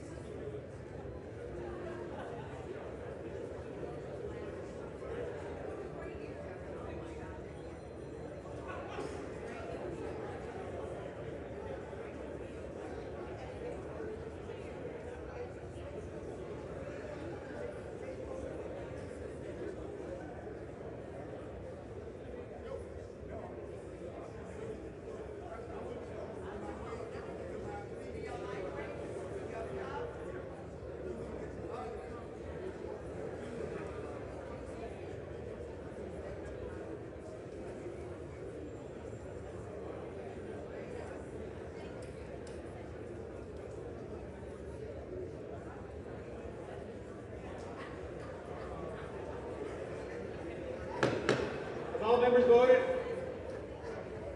Does any member wish to change their vote?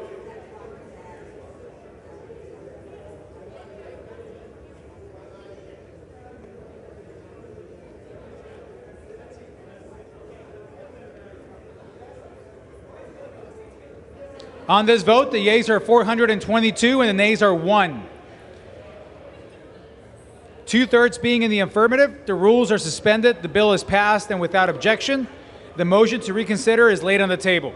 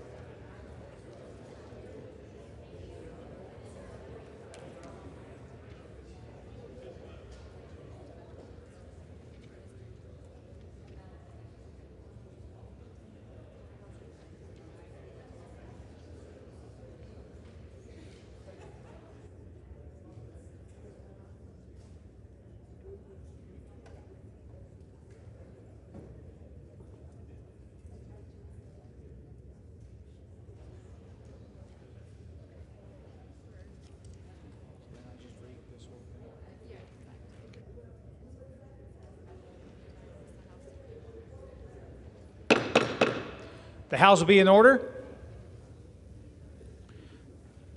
For what purpose does the gentleman from Texas, Mr. Arrington, seek recognition? Mr. Speaker, pursuant to House Resolution 327, I call up the bill H.R. 2811, the Limit, Save, and Grow Act of 2023, and ask for its immediate consideration. The clerk will report the title of the bill. H.R. 2811, a bill to provide for a responsible increase to the debt ceiling and for other purposes. Pursuant to House Resolution 327, the amendment printed in House Report 118-43 is adopted and the bill, as amended, is considered read.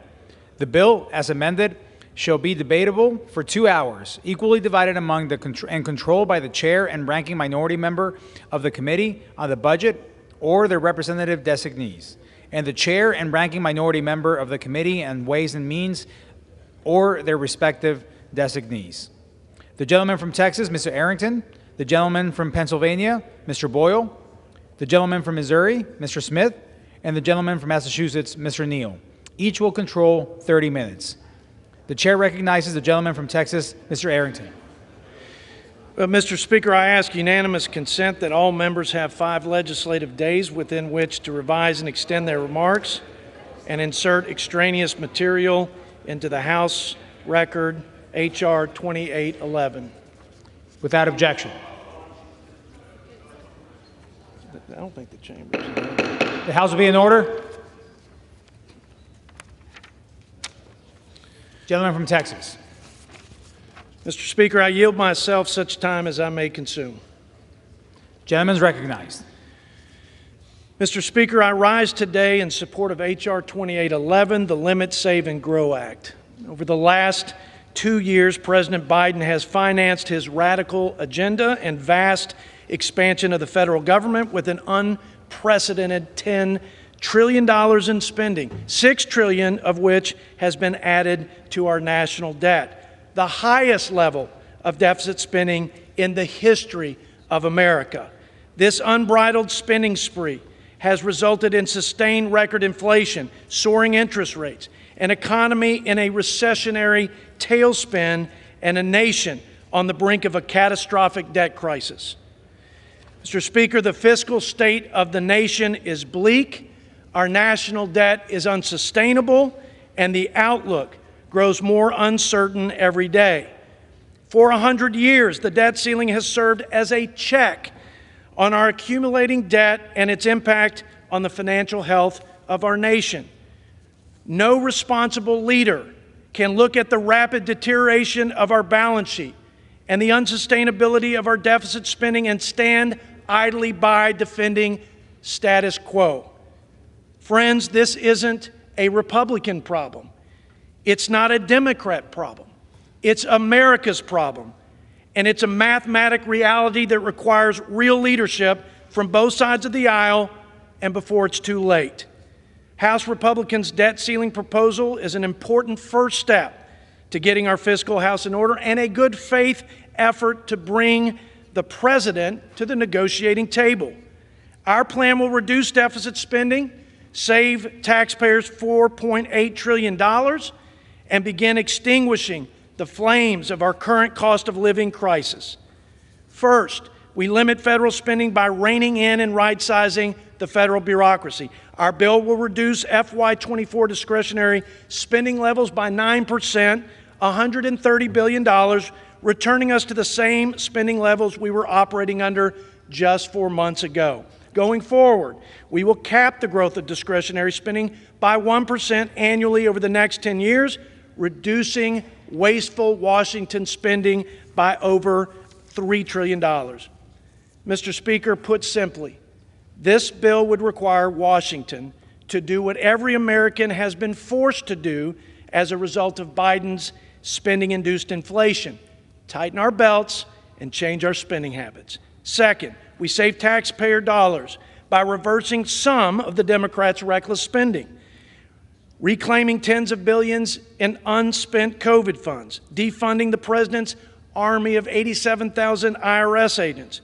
repealing special interest tax breaks for the largest green energy corporations, and rescinding President Biden's unconstitutional student loan bailout. Third, this legislation will grow the economy by returning to pro-work, pro-growth, pro-energy policies that will unleash American prosperity once again. It stops the assault on U.S. energy production and restores American energy dominance. It reins in Biden's unprecedented barrage of regulations, and it breaks the cycle of poverty and government dependence for generations of Americans by restoring common sense, Clinton-era work requirements for able-bodied adults. Mr. Speaker, it's time to get America back to work. Turn this economy loose and let the tide of prosperity lift all boats.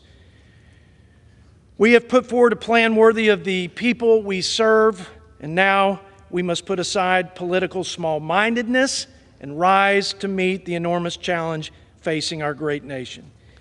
If we fail to meet this moment, we risk being the first generation in history to leave our children a weaker America with fewer opportunities and a lower standard of living. Let me be clear. We will pay our creditors. We will protect the good faith and credit of the United States, but we will not give this president or any politician a blank check to bankrupt our country. Mr. Speaker, this is where the reckless spending stops. This is where we speak up for our children. This is where we fight together to save our country. I urge all of my colleagues to support H.R. 2811, and I reserve the balance of my time. The gentleman from Pennsylvania is recognized. Mr. Speaker, I yield myself such time as I may consume. So recognized. Mr. Speaker, my friends on the other side of the aisle will claim they are being, quote, fiscally responsible. Let's be clear. There never has been and never will be anything fiscally responsible about refusing to pay America's bills. Killing millions of jobs is also not fiscally responsible. Neither is knowingly unleashing a recession. That is why even former President Trump said, quote, "I can't imagine anybody ever even thinking of using the debt ceiling as a negotiating tool." Now, I had hoped that when the Speaker referred to the budget process and debt ceiling as, quote, "apples and oranges," it meant my friends on the other side finally understood the real-world ramifications of their reckless brinksmanship. And yet here we are. Republicans' DOA Act, the Default on America Act, will cut investments, crush job creation, and crash the economy. Their Default on America Act must be DOA. There is no way Congress will agree to 10 years of destructive caps and the biggest single cut to non-defense programs in American history. And for what? In exchange for a few months of respite before we would have to go through this debt ceiling roller coaster all over again. Now, Mr. Speaker, the American people may be wondering, when they hear what I just said, the biggest single cut to non-defense programs in the history of the American government, they might be wondering what exactly that means. Well, here are some specifics. First, in total, we are talking about an immediate cut of at least $142 billion. That would mean, for example, public safety. After recent near misses, under this bill, 125 air traffic control towers would be shut down, impacting 1/3 of all airports. Following the disastrous derailments in eastern Ohio and West Virginia, rail safety jobs would be dramatically reduced, with 11,000 fewer safety inspection days and 30,000 fewer miles of track inspected annually. Our communities would be less safe with the cut of federal support to 60 local law enforcement agencies, 300 to 400 fewer local law enforcement positions, as well as approximately 11,000 fewer FBI personnel. And health. Amid a mental health and overdose crisis, nearly 1 million people facing a suicidal or mental health crisis would be unable to access support services through the 988 Suicide and Crisis Lifeline. And tens of thousands of individuals could be denied admission to opioid use disorder treatment. In terms of families and on nutrition, with the looming rise of food insecurity, nutrition services such as Meals on Wheels would be cut for more than 1 million seniors. How can we allow this to happen? We simply cannot and must not. Now, many of us on this side of the aisle who will be speaking will detail even more of the cuts that are included in this DOA Default on America Act. But for now, Mr. Speaker, I reserve the balance of my time. The gentleman from Pennsylvania reserves time. The gentleman from Texas is recognized. Mr. Speaker, the last time we had a significant fiscal reform came through debt ceiling negotiations that were led by no other than President Joe Biden in 2011. But now I'd like to yield 90 seconds to my good friend from New York, Mike Lawler. Thank you, Chairman. Throughout this debate, I have had three basic parameters. The President and the Majority Leader must negotiate with the Speaker, we must cut spending, and we must not default. This bill, the Limit, Save, and Grow Act, is a beginning and puts the President and Senate Majority Leader on notice. The days of one-party rule are over. The American people elected a House Republican majority to serve as a check and balance on the reckless, out-of-control spending that was the hallmark of the last 2 years. $5 trillion in new spending, $10 trillion total, a 41-year record high on inflation, skyrocketing energy costs, America saddled with over $31 trillion in debt and counting. It cannot continue. This bill would save Americans $4.8 trillion over the next decade, It would restore fiscal year 22 spending, which every Democrat previously voted for and supported. If it was good 4 months ago, why is it not today? And it would cap future spending at 1% per year. It would claw back billions in unspent COVID funds, which the president has acknowledged COVID is now over. It would stop the hiring of 87,000 new IRS agents and employees. It would restore work requirements on able-bodied Americans, requirements previously championed by President Joe Biden and President Bill Clinton. And it would unleash American energy, increasing domestic production while reducing costs for consumers and ending our reliance on foreign oil. Simply put, we cannot continue to borrow and print new money at the levels this administration has. Republicans and Democrats must come together to rein in spending, protect vital programs like Social Security and Medicare, reduce inflation, and avoid default. Yeah. Mr. Speaker, I'd like to yield another 20 seconds to my colleague. The gentleman is recognized. Thank you. Thank you, Chairman. This bill begins the conversation, and President Biden and Senator Schumer must now come to the negotiating table and work with Speaker McCarthy in good faith to move our country forward and restore fiscal sanity and solvency. I yield back. Gentleman from Texas yields. Gentleman from Pennsylvania. Mr. Speaker, I yield 2 minutes to the gentlewoman from California, Ms. Pelosi, Speaker Emerita of the House.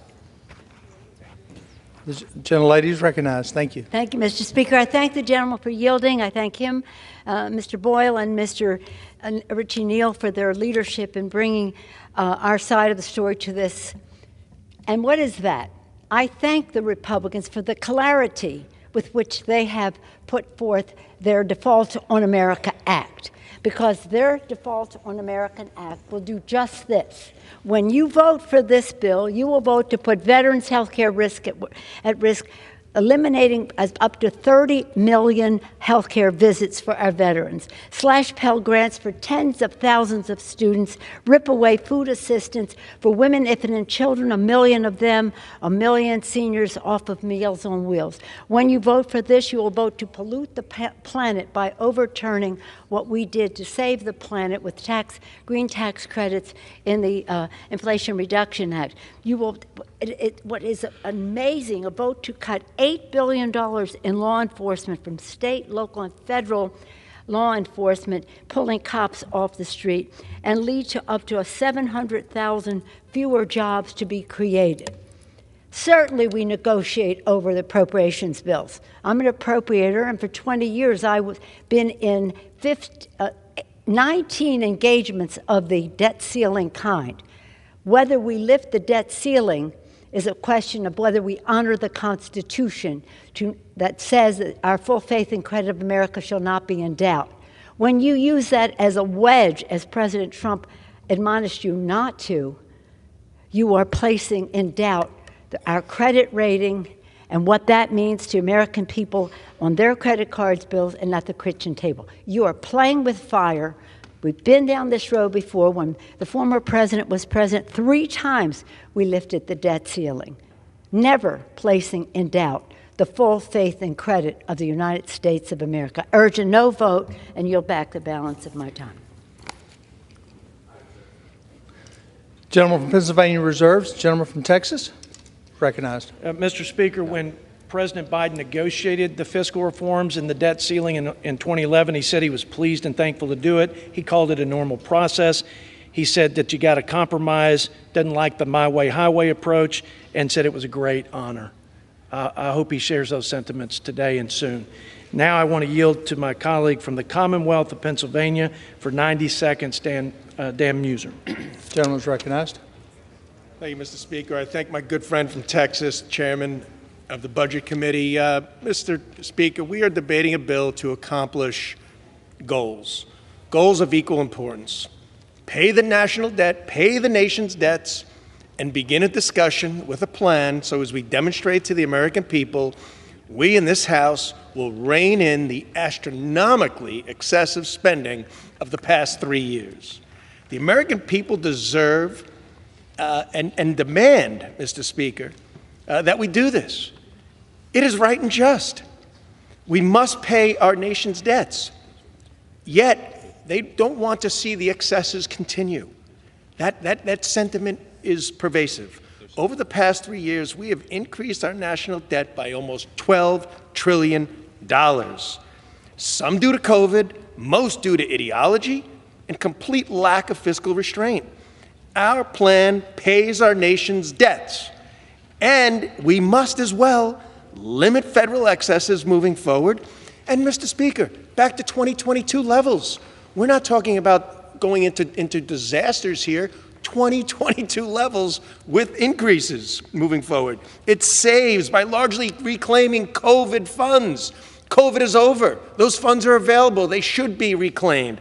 And by creating growth initiatives, which we must have, Mr. Speaker, in order to compete globally and assure the American dream stays alive for our children. The White House and this House must cooperate and do what is right and just. And I yield back. Good job. Thank you. Gentleman from Pennsylvania. Mr. Speaker, I would remind my fellow Pennsylvanian, as well as all the members of this House, that according to Moody's Analytics, the legislation that is in front of us, quote, would meaningfully increase the likelihood of recession and lead to 800,000 job losses by the end of 2024.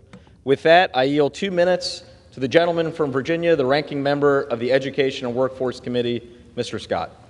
Gentleman is recognized. Thank you, Mr. Speaker. I rise today to oppose the reckless default on our debt act.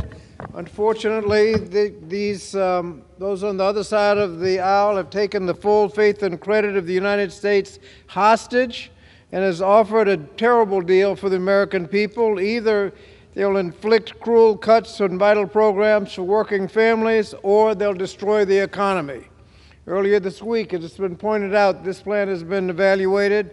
Almost 800,000 jobs will be lost. And when they say the cuts aren't that bad, well, tell that to 200,000 children who lose access to Head Start, 100,000 parents who lose access to child care, the 26 million students who are in Title I schools who will get cuts in funding, or 6.6 million students who lose money in Pell Grants, or the tens of millions who lose the funding for the student debt relief that's been promised. These spending cuts are necessary, frankly, to pay for the Republican tax cuts that weren't paid for at the time. 80% of the Trump tax cuts were scheduled to go to the top 1% in corporations, and now we're going to pay for them with cuts to education, health care, veterans programs, and others. I get tired of being lectured by the Republicans when it comes to fiscal responsibility, because we know that every Republican presidential administration since Nixon has left office with a worse deficit situation than they inherited, and every Democratic administration since Kennedy has left office with a better deficit situation than they inherited. And so Democrats are ready to act to prevent a devastating economic default, just as we did 3 times under the Trump administration with little fanfare. President Biden and Democrats have already significantly cut the deficit, and we're willing to do more, but we want to do it in a way that is responsible and helps families. This bill hurts families, and we need to oppose the bill. I yield back. Gentleman from Texas is recognized. Mr. Speaker, the Republican tax cuts gave us unprecedented growth and prosperity. It lifted 6 million people out of poverty, had the lowest poverty rate in the history of our great nation. Biden's budget recently, highest levels of sustained spending, borrowing, and taxes in the history of the country.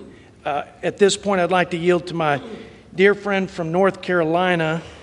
She is a champion for fiscal responsibility, Chairwoman Virginia Foxx. How much time, sir? For how much time? For 2 minutes. Thank you. Gentlewoman is recognized. I thank the Speaker, and I thank my colleague from Texas for yielding and for his wonderful work on this package. America's position as the most trusted line of credit in the world is at stake. In other words, our reputation is at stake. Madam Speaker, Mr. Speaker, Republicans' common sense proposal, the Limit, Save, Grow Act, recognizes the twin interest of avoiding defaulting on our debt while reining in future inflationary spending. Yet the President has signaled that he will stall, he will risk, and he will forbid paying our debt obligations if he doesn't get his way. He refuses to compromise. One such compromise, which falls within the jurisdiction of the Committee on Education and the Workforce, includes blocking the president from spending $500 billion to provide backdoor free college. The Limit, Save, Grow Act would nullify the president's plan to transfer up to $20,000 per borrower onto the backs of blue-collar Americans, as well as his radical income-driven repayment plan, which would turn student loans into untargeted grants and cost more than any other regulation in our nation's history. If the president's student loan scheme is enacted, taxpayers could end up spending almost $1 trillion since the beginning of the pandemic. Our solution preserves the fiscal integrity of our nation for Americans today and the generation tomorrow. It offers a promise to the American public that we will not pursue trillion-dollar policies that risk our financial future. Mr. Speaker, we ask the president to come to the negotiating table and quit pursuing brinksmanship over partisanship. Mr. Speaker, I yield back the remainder of my time. Thank you. Gentleman from Pennsylvania is recognized. Yes, thank you. Mr. Speaker, I yield 2 minutes to the gentlewoman from Connecticut, the ranking member of the Appropriations Committee, Ms. DeLauro. Gentlewoman's recognized.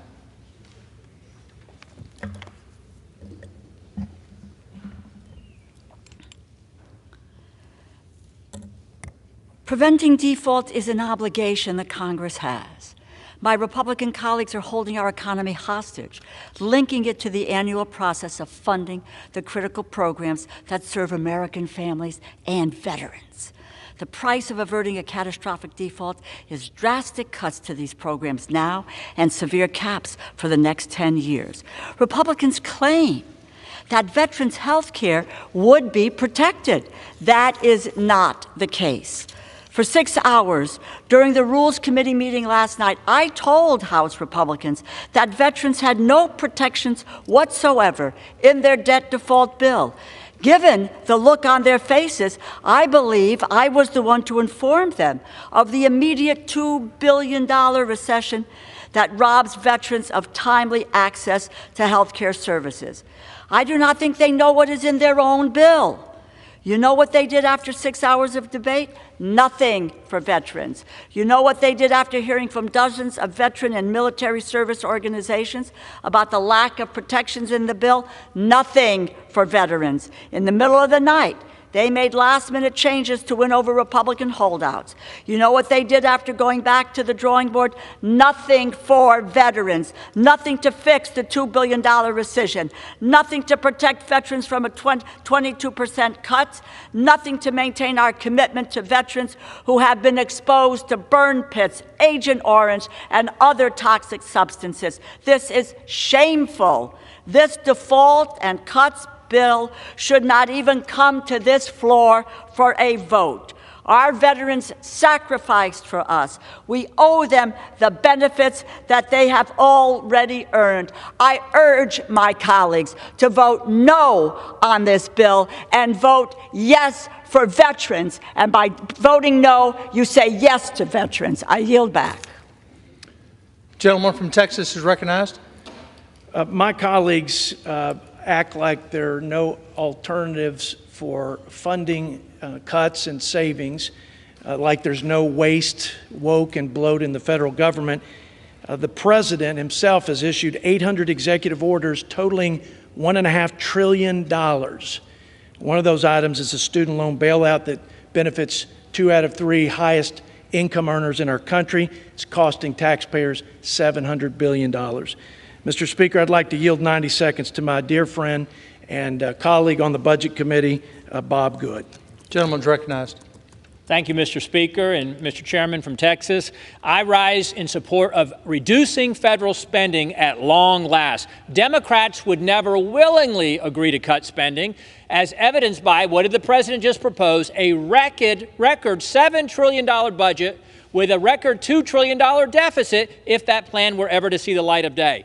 We're going to utilize this opportunity, this debt ceiling limit being reached, to negotiate or to force, finally, some fiscal responsibility and some cuts to our spending. But President Biden and my friends across the aisle want to continue to exceed America's credit card limit without any consideration of how or why we got here. If an individual spent the way this federal government spends, they would be in jail. Think about it. Spending money that's not yours, writing checks when you know the funds aren't there. What would you call that? The Limit, Save, Grow Act is the solution to shrink Washington and grow America.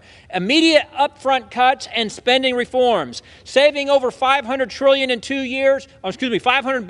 years, and nearly $5 trillion over 10 years. Rescinding the unspent COVID funds, eliminating the student loan transfer scheme, eliminating the $80 billion for the weaponized IRS, eliminating climate reckless environmental funding, and capping growth at 1% each year. I urge all of my colleagues to vote in favor of this proposal to put us on a path to fiscal stability, and I yield back. The gentleman from Pennsylvania is recognized.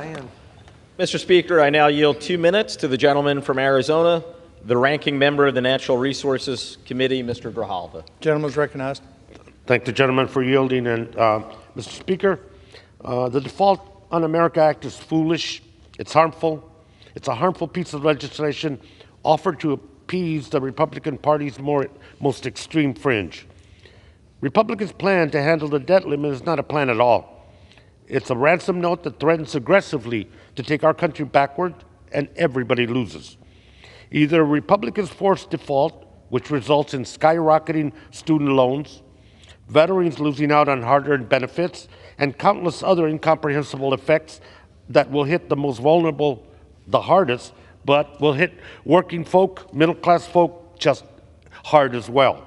Or Republicans can enact their tone-deaf economic agenda, giving a huge windfall to billionaires and oil barons while cutting food assistance from poor families, children, and older people. If Republicans had their way, they'd strip our communities of the right to fight back against polluting industries while padding big oil's pocket. They'd cut funding for climate science while reversing the progress Democrats have made on clean energy.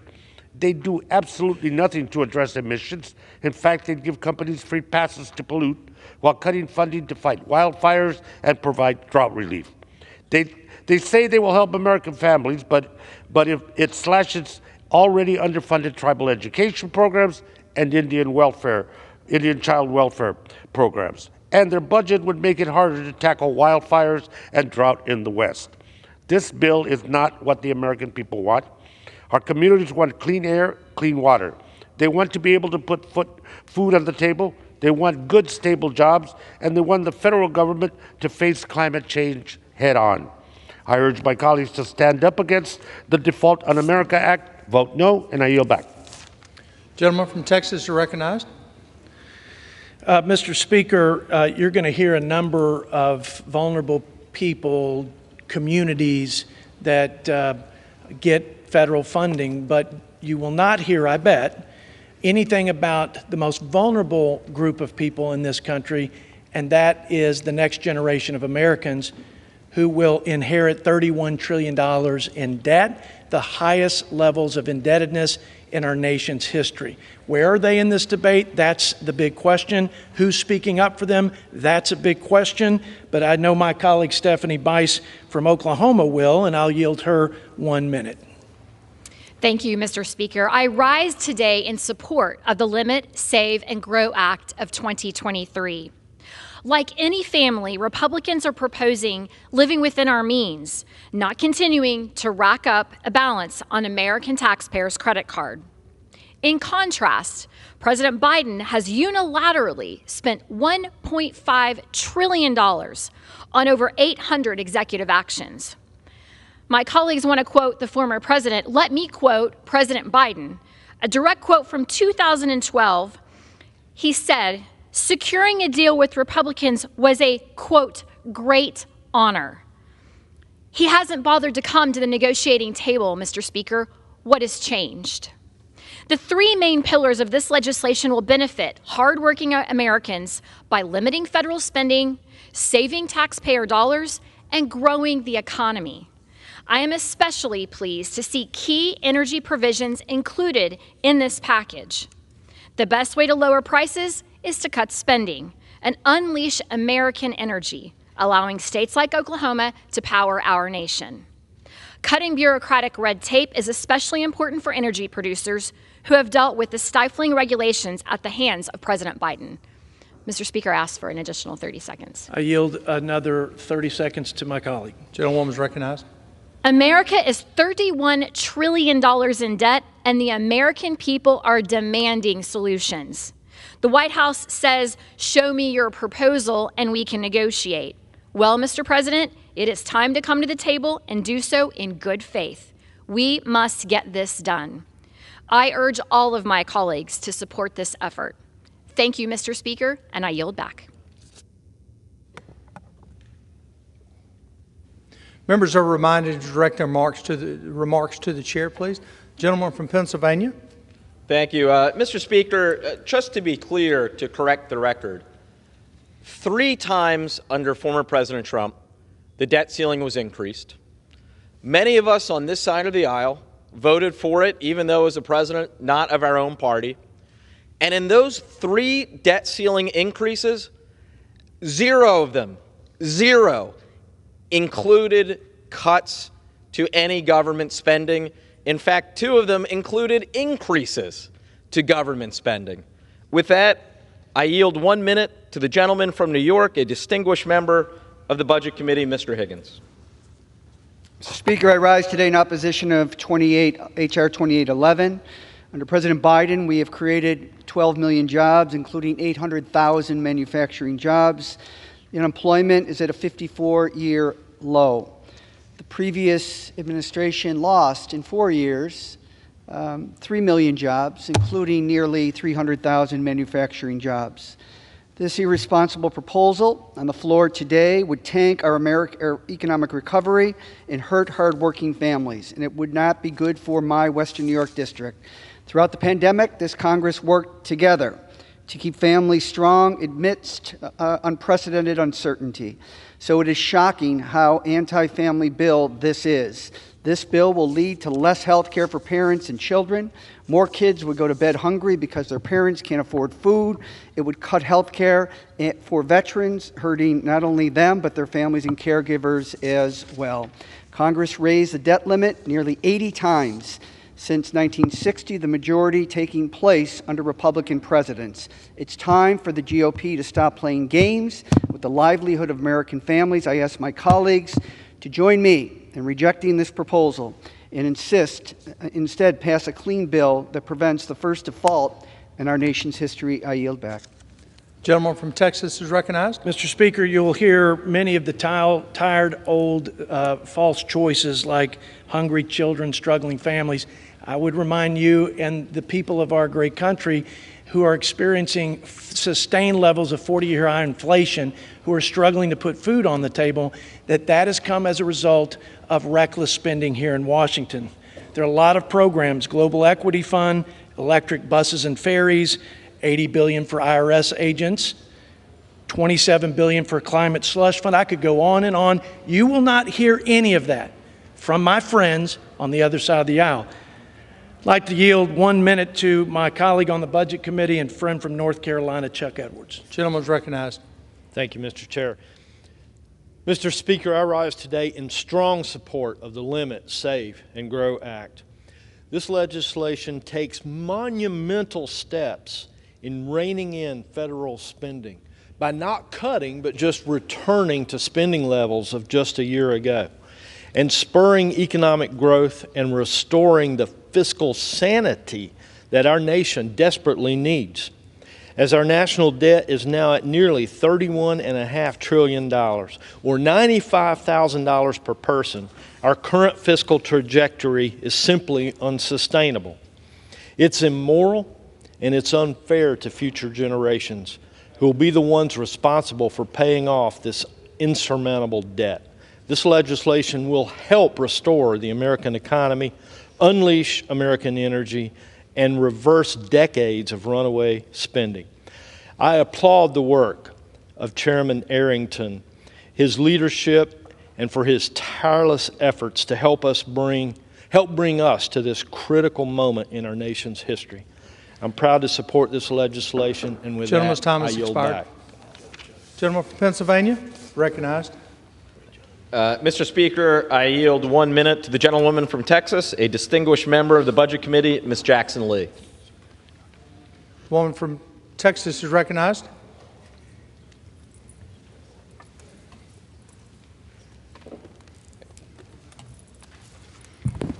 No American, no patriot would stand on this floor representing the American people and argue for the default on America legislation. To refuse to pay our bills is an insult to the men and women who swore to die for this country. You want to know why?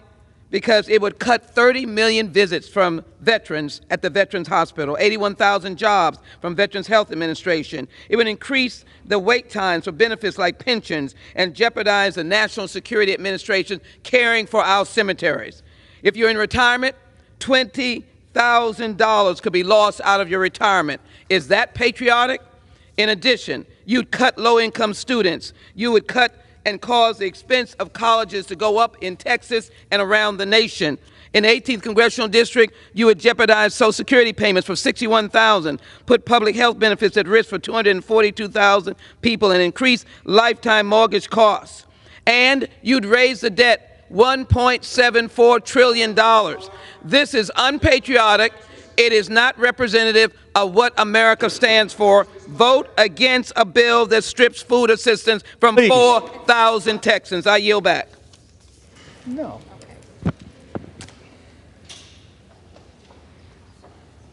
Gentleman from Texas.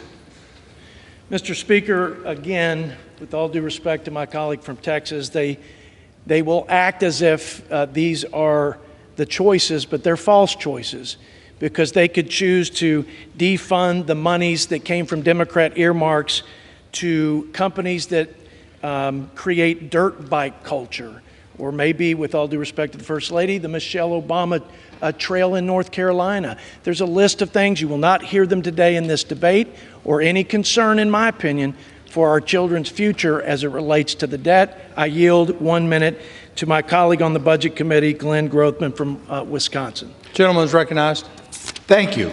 I think it's important that everybody in this chamber, as well as everybody around America, understands the precarious situation we are in with regard to the debt of this country.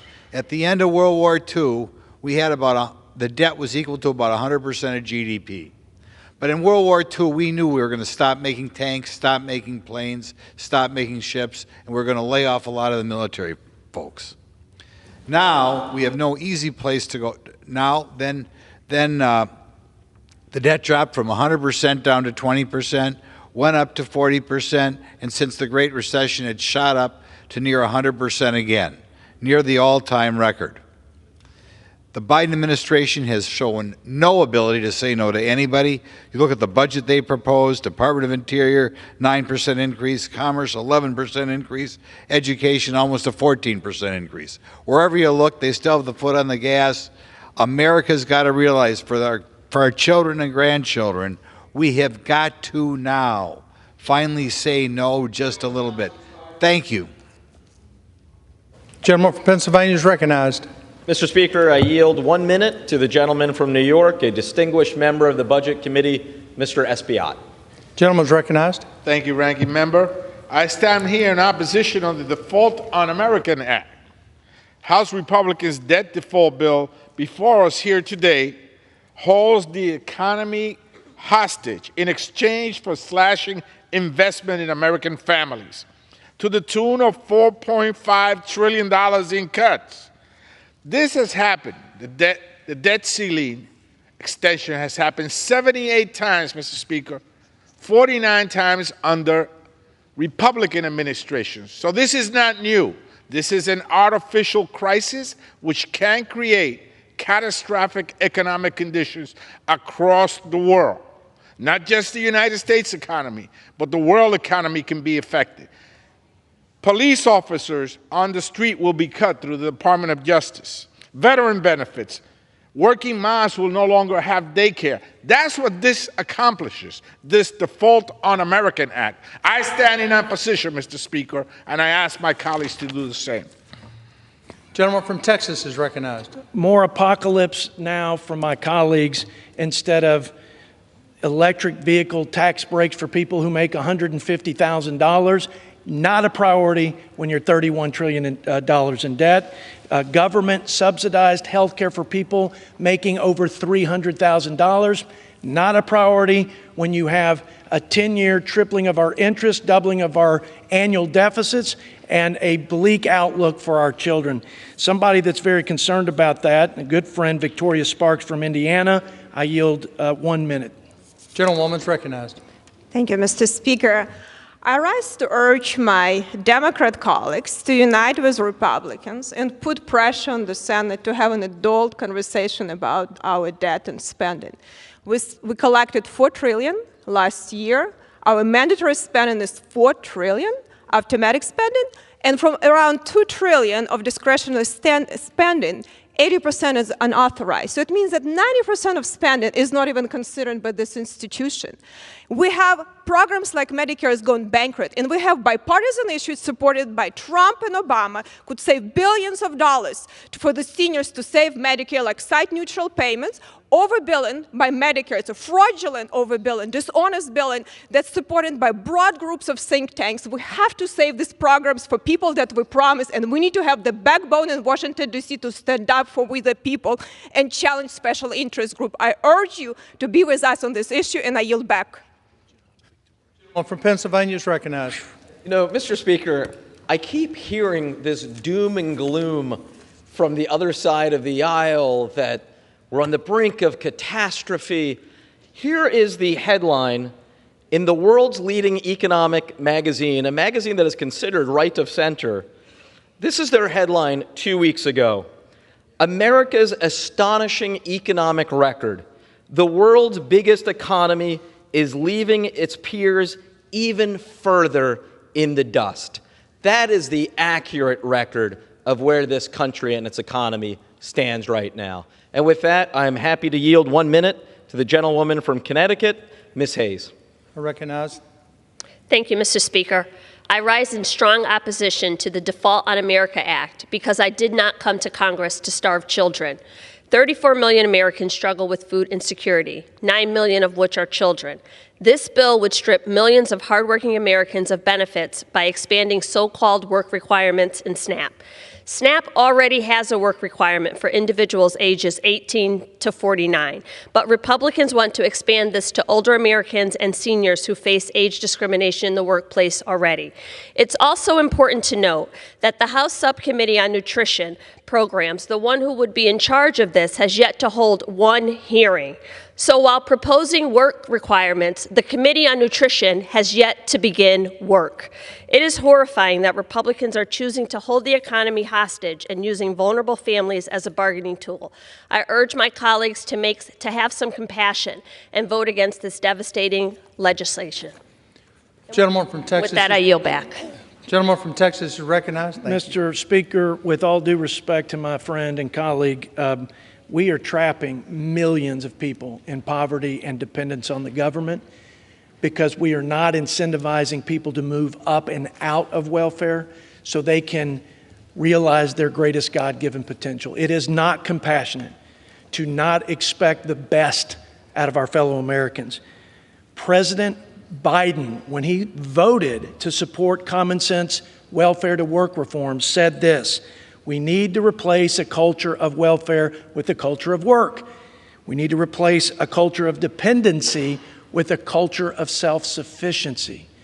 I agree with the Joe Biden that said that then. I hope he will come to his senses, come to the table, and do what he did in 2011, include responsible fiscal reforms as we lift the debt ceiling and pay our bills. Mr. Speaker, I now yield 1 minute to my colleague from Iowa, Zach Nunn. Gentleman is recognized. Thank you, Mr. Speaker. Americans are demanding action. The President cannot put forth a budget that is 55% higher than it was at pre-pandemic levels We must get together and work with what Chairman Arrington and the Speaker and the House Republicans have put forward, a budget that holds our government accountable, a budget that addresses the debt ceiling now, that gets federal spending under control, and grows our economy by letting Americans keep more of the money they've earned. That is why I'm honored as part of the Iowa delegation to hold firm, and that America's fiscal security, energy security, and food security can be led with us. In Iowa, we will not allow government to balance its budget on the backs of America's farmers. That's why I'm proud that this bill makes critical investments in biofuels, biofuels that empower American energy independence, biofuel infrastructure that decreases the cost of fuels overseas and helps our families at the pump, biofuels that grow our Main Street businesses, and biofuels that empower our farmers for what they need to both feed and fuel the world. I salute the Iowans and the Americans who have worked to balance their own budgets every month. Those who don't spend tirelessly and put it on the credit card. Gentleman's time's expired. Thank you, Mr. Speaker. I yield back. Gentleman from Pennsylvania is recognized. I could have given you some more time. Did you get close? To the gentlewoman from Vermont, distinguished member of the Budget Committee, Ms. Ballant. Gentlewoman's recognized. Thank you, Mr. Speaker. I rise in opposition to H.R. 2811, the Default on America Act. A budget reflects our values, and we can plainly see where the Republicans' priorities lie. They're threatening default with catastrophic consequences. And why? Why? So they can secure 10 years of devastating cuts that American families depend on. Those programs will be devastated. Republicans have to abandon this dangerous path. America pays our bills. We must prevent default, as we have done countless times under Democratic and Republican presidents, including President Trump. A default will be a terrible blow to low-income and middle-income Americans. They don't care about these reckless political games. They care about how disastrous a default will be on them in their request to buy a house or lease a car or pay for college. They don't care about this. They care about results. I sit on the Budget Committee and have a front row seat to this nonsense. Gentlewoman's time's expired. We have to pay our bills, and we have to reject the ransom note. Gentleman from Texas, recognized. Mr. Speaker, I agree with my colleague. A budget is a vision and a statement of values, and we have received the President's budget. We are conducting oversight. We will be presenting our full 10-year budget resolution, but I can tell you it will be starkly different than the President's and the Democrat Party's vision for America's future. It will not ask for $100 billion more in discretionary spending while American families are struggling to buy groceries and put gas in their cars. It is just so out of touch. We need the kind of leadership that will lean in and say, we are going to be an example, and that we are going to look for the waste, which is not hard to find in this town, and we are going to right the ship and restore fiscal responsibility. And the President also, as part of his value statement, adds trillions of dollars, $65 trillion in taxes over the 10-year horizon, which is the most that any president has ever proposed in the history of our country. He proposes spending to the tune of a quarter of our entire economy, which is the largest economy in the world. That's larger than any year of spending since we invaded Normandy. That's what our president is doing and putting forth as the Democrat Party's vision for this future in the midst of this economy that's struggling, families that are struggling, and a debt crisis that looms large on the horizon. Where is the leadership? I respect my colleagues. I appreciate their friendship, but this is the moment that we have to step up and put our fellow countrymen first and walk in their shoes and not get caught up in trying to protect with a death grip the blank check that we've seen and the endless money that's being printed and borrowed, it will end poorly. We have this window of mercy to act, and we got to act together, ultimately, for this to be sustainable, because this is the first step. It will require many more steps. We didn't get here overnight. We won't get out of it overnight, but we have to take the first step together. I implore my friend, my colleagues, to come with us and do what's been done so many times. That's the thing, Mr. Speaker. 8 of the last most meaningful, most significant fiscal reforms in this Congress came as a result, and at the same time we were negotiating a debt ceiling. It's not wild and it's not reckless. It is responsible to do that. You can raise the debt ceiling, you can pay your bills, and you can protect the future for our children. That's leadership, and that's what this country needs in this hour. And I reserve the balance of my time. Gentleman from Texas reserves his time. Gentleman from Pennsylvania is recognized. Yeah, Mr. Speaker, first I want to thank my friend, and truly we have been friends for our entire time of service here. And I respect his sincerity and how committed he is on this issue. But I would say to him, and I hope he will take this under consideration, it is so irresponsible to use the debt ceiling in this way. And here's the analogy. Imagine if, I mentioned 3 times, we raised the debt ceiling with the Republican president. Imagine if in one of those debt ceiling debates, this side of the aisle said, well, we care deeply about raising the minimum wage. Right now, we have the longest period in American history, for as long as the minimum wage has existed, without an increase, about 15 years. What if this side of the aisle said, we're not going to vote for a debt limit increase, we're going to use this as leverage, and in return, you need to raise the minimum wage, or you need to expand Medicare to those 55 and older? That would be irresponsible as well. The debt ceiling is about past spending that both sides often voted for, that presidents of both parties signed into law. Now, if we want to have a conversation about future spending, we welcome that. We will negotiate on that. But we will not negotiate on whether or not America pays its bills, period. With that, Mr. Speaker, I yield 1 minute to the gentlewoman from Oregon, Ms. Bonamici. Gentlewoman is recognized. Thank you, Mr. Speaker. I rise today in strong opposition to this regressive, short-sighted, and cruel Default on America Act that will devastate programs that are critical to Oregonians and Americans. We have a housing affordability and homelessness crisis, but this bill would eliminate affordable housing assistance for many families and seniors. Our constituents can't find or afford childcare, but this bill would take away access to Head Start. The cost of higher education keeps rising, but this bill would cut Pell Grants and slash additional funding to support millions of disabled and low-income students. And instead of addressing the climate crisis, this legislation would entrench reliance on fossil fuels, undermine renewable, sustainable energy options, and raise taxes for middle-class Americans. This bill could cause millions of low-income seniors and veterans to lose access to nutrition assistance, and up to 10 million people could lose Medicaid coverage. There's a simple solution to prevent these harmful outcomes.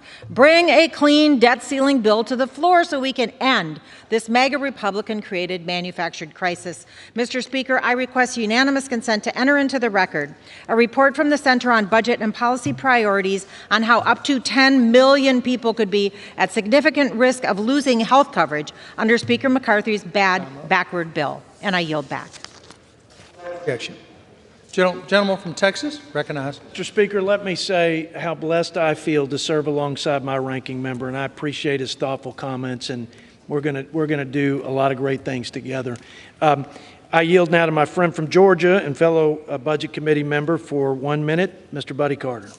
I thank you, gentlemen, for yielding, and let me begin by thanking leadership and particularly the chair of the Budget Committee for all of their hard work in putting this together. And let me also say that My colleague on the other side of the aisle talks about fiscal irresponsibility. Well, if you want to talk about fiscal irresponsibility, you only need to look at the White House and what this administration has done. Day one, they declared war on fossil fuels. You can make the argument, and a valid argument, that what has happened in our economy is a self-inflicted wound brought about by this war on fossil fuels that caused an increase in gas prices, it caused an increase in inflation, it caused an increase in interest rates, and it put this economy in the shambles that it's in right now. Since the first day of the administration, this Biden administration has recklessly spent taxpayers' dollar, and as a result, as I say, you see inflation at record highs, stealing money and opportunities from hardworking Americans. Our credit cards are maxed out. The gentleman talks about future spending. That's what this is about, limiting future spending. That is the conversation we are having. Mr. Speaker, I thank you, and I yield back. Gentleman from Pennsylvania. Mr. Speaker, I yield 1 minute to the gentlewoman from Minnesota, member of the Budget Committee, Ms. Omar. Gentlewoman is recognized. Thank you. For a long time, Republicans spent so much time saying they were going to address the economic anxiety families were feeling, but overnight they dreamt up a dangerous economic bill that will plunge families into economic depression. Republicans say they want to grow the economy, but their bill will destroy 8,000 jobs in my district alone and 7 million across this country. They say they want to invest in children, but this bill eliminates child care access for 4,000 kids in my state and 180,000 nationwide. They talk nonstop about rail safety, yet in this bill, it would cut at least 160 rail inspection days in Minnesota and cut 7,000 inspections nationwide. They are not repealing the Bush-Trump tax cuts because what their bill is going to do is do wealth transfer from working and middle-class families to billionaires and millionaires. This is hypocrisy and is full of lies. Corporations should not be put ahead of our families. Texas. Yeah, Mr. Speaker, leadership isn't easy, and boy, does our nation need it right now. I know of such a leader. His name is Steve Scalise. He's our majority leader and a champion for freedom and fiscal responsibility, and I'd be honored to yield a minute to the gentleman from Louisiana. Gentleman from Louisiana is recognized. Thank you, Mr. Speaker, and I thank my friend from Texas, not only a leader, but the chairman of the House Budget Committee, Mr. Arrington, for bringing this bill to the floor. Because, Mr. Speaker, we all know our nation's at a crossroads. It's a very fragile time for the American people. They're looking at inflation that's going through the roof, decades high, paying more for everything. And they know why that happened. They're paying more for everything when they go to the grocery store, the gas pump, anywhere else, because Washington has spent trillions of dollars that this country doesn't have. Over the last 2 years, President Biden has maxed out the nation's credit card. That's what the debt ceiling is. That's what this debate is about. And so as the president has maxed out the nation's credit card, Americans know what that means. They have credit cards. They work hard not to max theirs out. They all know that we're going to make the minimum payment on those cards. But if somebody maxed out the credit card like President Biden did, the first thing you do is not give them another credit card to max out, as President Biden has asked and demanded. He said, just give them more money to keep spending money that we don't have to rack up more inflation on hardworking families. Well, Mr. Speaker, that would be irresponsible. And yet that's what the president has asked for. What House Republicans have done is come together and say there's a better way. Sure, we need to address the debt ceiling, but we also need to address at the same time the problems that have brought us to this moment. It's not by accident that the nation's credit card got maxed out. This is how bad the problem is, because we can talk trillions all day long and the numbers get so big that people just tune it out. Let's talk some basic numbers. For every $100 that the federal government takes in, the federal government is spending $129. Now, if a family did that, it wouldn't last long before they would go under, before they would lose their house, before they would go bankrupt. $100 coming in and $129 going out. That's the spending problem in Washington. And President Biden said he wants to spend another $129 with $100 still coming in. Most families would look at that and say it's irresponsible to do that. And we agree as House Republicans. Now, you would think the president has acknowledged this finally and said, okay, why don't we sit down at the table and figure this out? We do not need a debt crisis in this nation.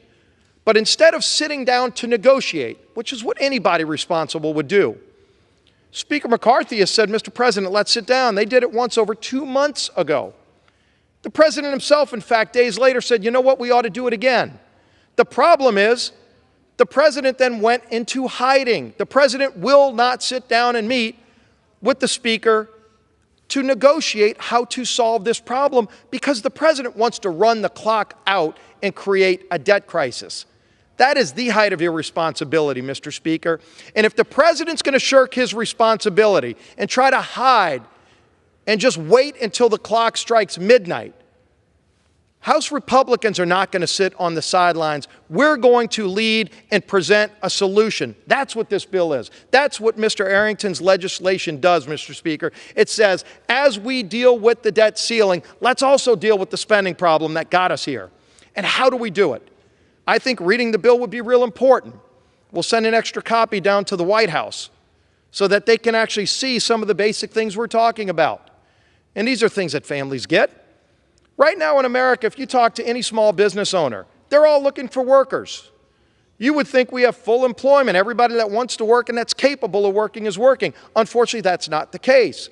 President Biden put in place over the last few years different changes to welfare so that people that are fully able-bodied, that aren't even, they're not turning down work, they're not even looking for work, some of them making over $35,000 a year to sit at home, that is costing taxpayers over $100 billion.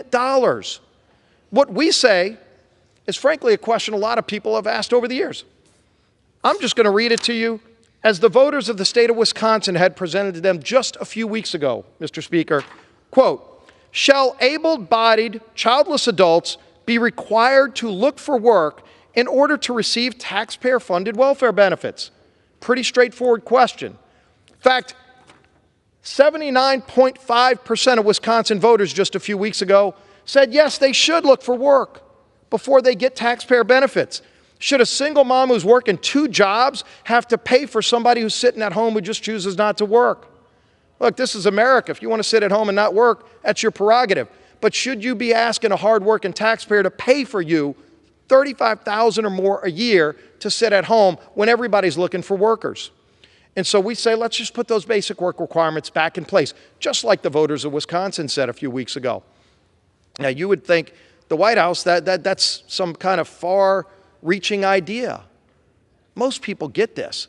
But this isn't just about saving taxpayer money. It saves a lot of taxpayer money to do this.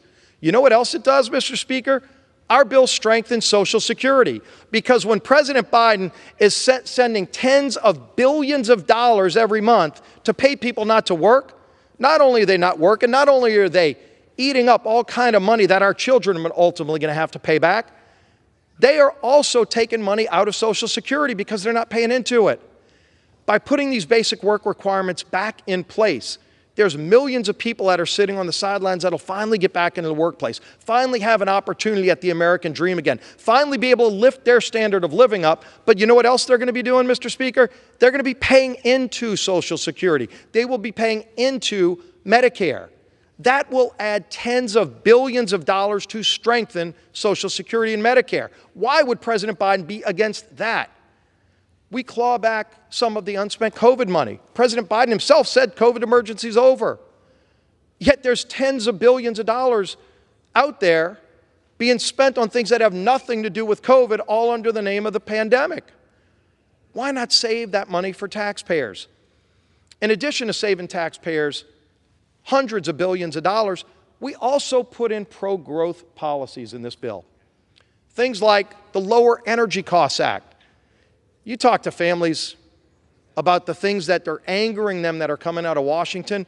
Clearly, inflation, the cost of everything going up, is the biggest item. The biggest item driving inflation is President Biden's anti-American energy policies. Families today are paying 50% more when they go fill up their cars at the pump. 50% more than the day President Biden took office. There's no reason for that. Instead of President Biden getting on Air Force One and going and begging Saudi princes to produce more energy or begging Putin to produce more energy, we can make it here in America cleaner than anywhere else in the world, actually lowering carbon emissions. And yet President Biden keeps saying no to American energy. He says yes to foreign oil, but no to American oil. That doesn't pass the smell test. And in our bill, we actually fix that and allow Americans to produce more energy here, to produce more critical minerals.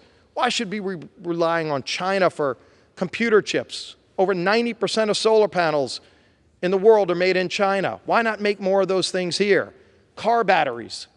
They talk about electric cars all day, yet over 90% of the car batteries are made in China because they won't let America access our minerals here, so we become dependent on foreign countries. I'm tired of being dependent on countries like China because President Biden's gotten the policies wrong over and over again. Let's fix this. We do fix these problems in this bill. And if President Biden's got a better idea, it's long past time he puts those ideas on the table. This is not a problem you run and hide from. In fact, when you ask to be President of the United States, you're the commander-in-chief, you're the leader of the free world, Mr. Speaker. This is not a job where you run and hide from the tough things. These are the moments where you step up. You rise to the moment. The American people are calling for us all to do that. And if some people want to sit and hide and hope that the clock strikes midnight and they can just force some bad deal on the taxpayers of America, well, you know, that's what they're sick about Washington over. Time and time again, when Washington doesn't answer the needs of hardworking families who are struggling and just waits until the midnight hour to jam a bad deal down the throats of people. Let's not wait till that midnight hour. We are standing up and leading, and it's long past time that President Biden gets off the sidelines and does his job too and gets to the negotiating table with Speaker McCarthy so we can solve this problem and put America on a stronger financial footing that will benefit all Americans. It's time to end this madness. Let's pass this legislation. Let's start this conversation that families have been having for a long time. It's long past time Washington gets into the middle of this conversation too. Let's pass this bill. Let's solve this problem. I yield back the balance of my time. Gentleman from Pennsylvania is recognized. Speaker, listening to all the doom and gloom from the previous speaker, you might forget for a moment that right now in the world, the greatest economic recovery from COVID is that of the United States of America, with the greatest job growth in my lifetime. With that, Mr. Speaker, I'm happy to yield 1 minute to my friend from California, Mr. Levin. Gentleman is recognized. Mr. Speaker, I rise to remind my colleagues of both parties that the legislation before us could do irreparable harm to our nation's veterans. This bill would force a 22% cut to non-defense spending. That would slash $30 billion from veteran services. And that means 30 million veterans will have fewer health care visits, fewer staff, an increased claims backlog, and longer wait times for benefits. That's the uncertainty that awaits veterans should this bill succeed. Just last month during a committee hearing, my Republican colleagues assured they didn't want to reduce services for veterans. I heard it from them firsthand. So I was so troubled to learn that this bill completely fails to protect veterans from its cuts. And yesterday, 24 veteran and military service organizations sent a letter urging Congress not to pass this legislation. I'm dismayed that my colleagues on the other side of the aisle are prepared to force a default and devastate our economy if we don't go along with it. Please don't do this. Don't hold our nation's veterans hostage. I yield back. Gentleman from Texas is recognized. Speaker, I reserve my time. Time reserved. Gentleman from Pennsylvania is recognized. Mr. Speaker, I yield 1 minute to the gentlewoman from Minnesota, member of the Energy and Commerce Committee, Ms. Craig. Gentlewoman is recognized. Mr. Speaker, today's debate is perhaps one of the most dangerous games to be perpetrated in my time in Congress by the radical right. This bill risks our economy, our nation's credit rating, American jobs, retirement savings, and health care access. My colleagues, there is a proposal on the table. Raise the debt ceiling. Full stop, just like we did under the former president. And then let's have a robust debate about spending in a budget debate in the appropriations process. But that's not what the radical right has to put on the floor today. I cannot support a bill that would cut funding for our nation's veterans, would cut funding to Minnesota public schools, would cost jobs, and economists say would increase the likelihood of a recession. This is not a serious bill from the radical right, and there is no more serious issue facing our country right now than the prospect of defaulting on our debt. This is a dangerous game my colleagues are playing, and you need to cut it out. I yield. I reserve my time. Time reserved. Gentleman from Pennsylvania. Gentleman from Maryland, a distinguished member of the Budget Committee, Mr. Trone. Gentleman is recognized. Mr. Speaker, I rise today to urge my colleagues to vote no against the extremist Republicans' default on our debt act. The legislation offered by Speaker McCarthy really begs the question, is this what we stand for? The default on our debt act makes a 22% cut on our education system, our students, our nation's competitiveness. Is this what we stand for? 22% cut in the VA, cut in law enforcement, including health care for America's brave, and state grants fund the prosecution against domestic violence. Is this what we stand for? It makes a 22% cut in special supplemental nutrition program for women and infants that feed 53% of the infants in the U.S. and ensures they have nutritious food to survive. Is this what we stand for? That's certainly not what I stand for, and I plan to vote no on the legislation. Thank you, and I yield back. Gentleman from Texas is recognized. I reserve my time, Mr. Speaker. Time reserved. Gentleman from Pennsylvania is recognized. Mr. Speaker, I yield 1 minute to the gentlewoman from Illinois, distinguished member of the Budget Committee, Ms. Schakowsky. Gentlewoman is recognized. So I brought my Constitution with me because the Constitution is very clear that it is the duty of the United States of America to pay its debts. And somehow it doesn't say a darn thing about how you can negotiate to hold the whole economy hostage and threaten the economy of the United States of America before you're willing to pay the debts. And, you know, under Trump, I'm sure it was said before, 3 times the debt ceiling was raised. And yet you're saying now, at the same time, Donald Trump gave a $2 trillion tax cut to the wealthiest Americans. But don't blame him for the deficit. Let's talk about these poor people that are trying to get health care or put food on the table for their families, or the veterans who are seeing a cut in their health care. No way. Vote no on this terrible, mean proposal. Gentlewoman's time's expired. Gentleman from Texas. I reserve, Mr. Speaker.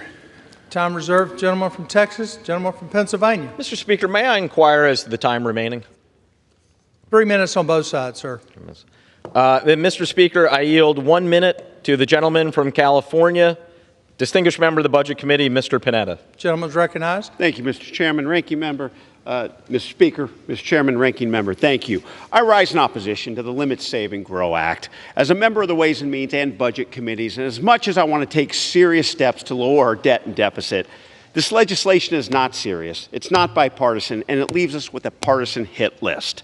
I say that because the way it's written, it would increase hunger and deprive low-income citizens of health care. It would make significant cuts to critical government services that could lead to the loss of 780,000 jobs. It would cut IRS funding needed to close the tax gap and collect taxes owed. It would do nothing to raise revenues, and it would do nothing to find common ground on permitting reform. It would target the cornerstone of the industrial policy that we created last term to lower our carbon output by repealing clean energy tax credits. Solutions to the debt crisis need to be serious, not partisan.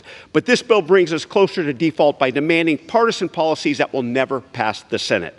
I will vote no on this bill, but I do look forward to raising the debt ceiling and then having serious conversations about how we can ensure that Congress gets serious about a solution to our debt and deficit Gentleman's reduction. time's up. Thank you, Mr. Chairman. I yield back. I reserve my time, Mr. Speaker. Gentleman reserves his time. The gentleman from Pennsylvania. Mr. Speaker, I yield 1 minute to the gentlewoman from New York, Ms. Ocasio-Cortez. The gentlewoman's recognized. I thank the gentleman from Pennsylvania. You know, as my distinguished colleague, Representative Connolly says, representing the state of Maryland, well. Several years ago, we warned during the Trump tax cuts that this dramatic decrease in revenue would explode the nation's debt. And we heard from the Republican side, no, let us write off our yachts, yet let us write off our private jets. And we said that this decrease in revenue would explode our national debt. But instead now of realizing the error of our ways and reversing these tax cuts for the wealthy, we are now seeing the Republican side promote a bill that cuts student loan cancellation, veterans health care, cancer research, opioid treatment, Meals on Wheels, and more. The debt limit is about meeting our obligations already voted for, that Republicans and Democrats have already voted for. And if we want to cut and make changes to programming in the future, we may do that. But this and threatening to take the economy is not how we do it. Thank you, and I yield back to the chair. Gentleman from Texas recognized. I reserve my time, Mr. Speaker. Gentleman from Texas reserves. Gentleman from Pennsylvania. Mr. Speaker, we have no further speakers, and I'm prepared to close. Gentleman reserves. What do I say? I reserve, Mr. Speaker. Okay. And may I inquire again, sorry, as to the time remaining is 1 minute? 1 minute. All right. Mr. Speaker, I thank the gentleman on the other side for this vigorous debate. Again, I would remind all of us about what is involved in the DOA Act. The single biggest cut to non-defense programs in American history. It would, according to Moody's Analytics, lead to 800,000 job losses by the end of 2024 and a dramatically increased likelihood of a recession. It would do absolutely nothing to solve the real problems that we have in our society. Mr. Speaker, this is not good policy for the American people. This will jeopardize the record job growth that we are currently experiencing. I urge all members of this House to make the DOA Act exactly that. DOA, dead on arrival. Vote no. I yield back. Thank you. Gentleman from Pennsylvania. Gentleman from Texas recognized. Mr. Speaker, I thank again my ranking member, my friend, my partner in public service. My Democrat colleagues say, let's raise the debt ceiling today and we'll deal with the debt tomorrow. Tomorrow never comes. It never comes. And we're prepared, I guess, to bury our children under the mountain of debt that we've amassed because of a government we think the people want and need. How irresponsible, how reckless, how weak, how cowardice that we won't step up and do the right thing. And I can't believe that the Democrat Party has strayed so far left that ensuring able-bodied people who are receiving public assistance work is an extreme MAGA idea, and that it's radical for people to just rein in spending to just last year's levels of spending.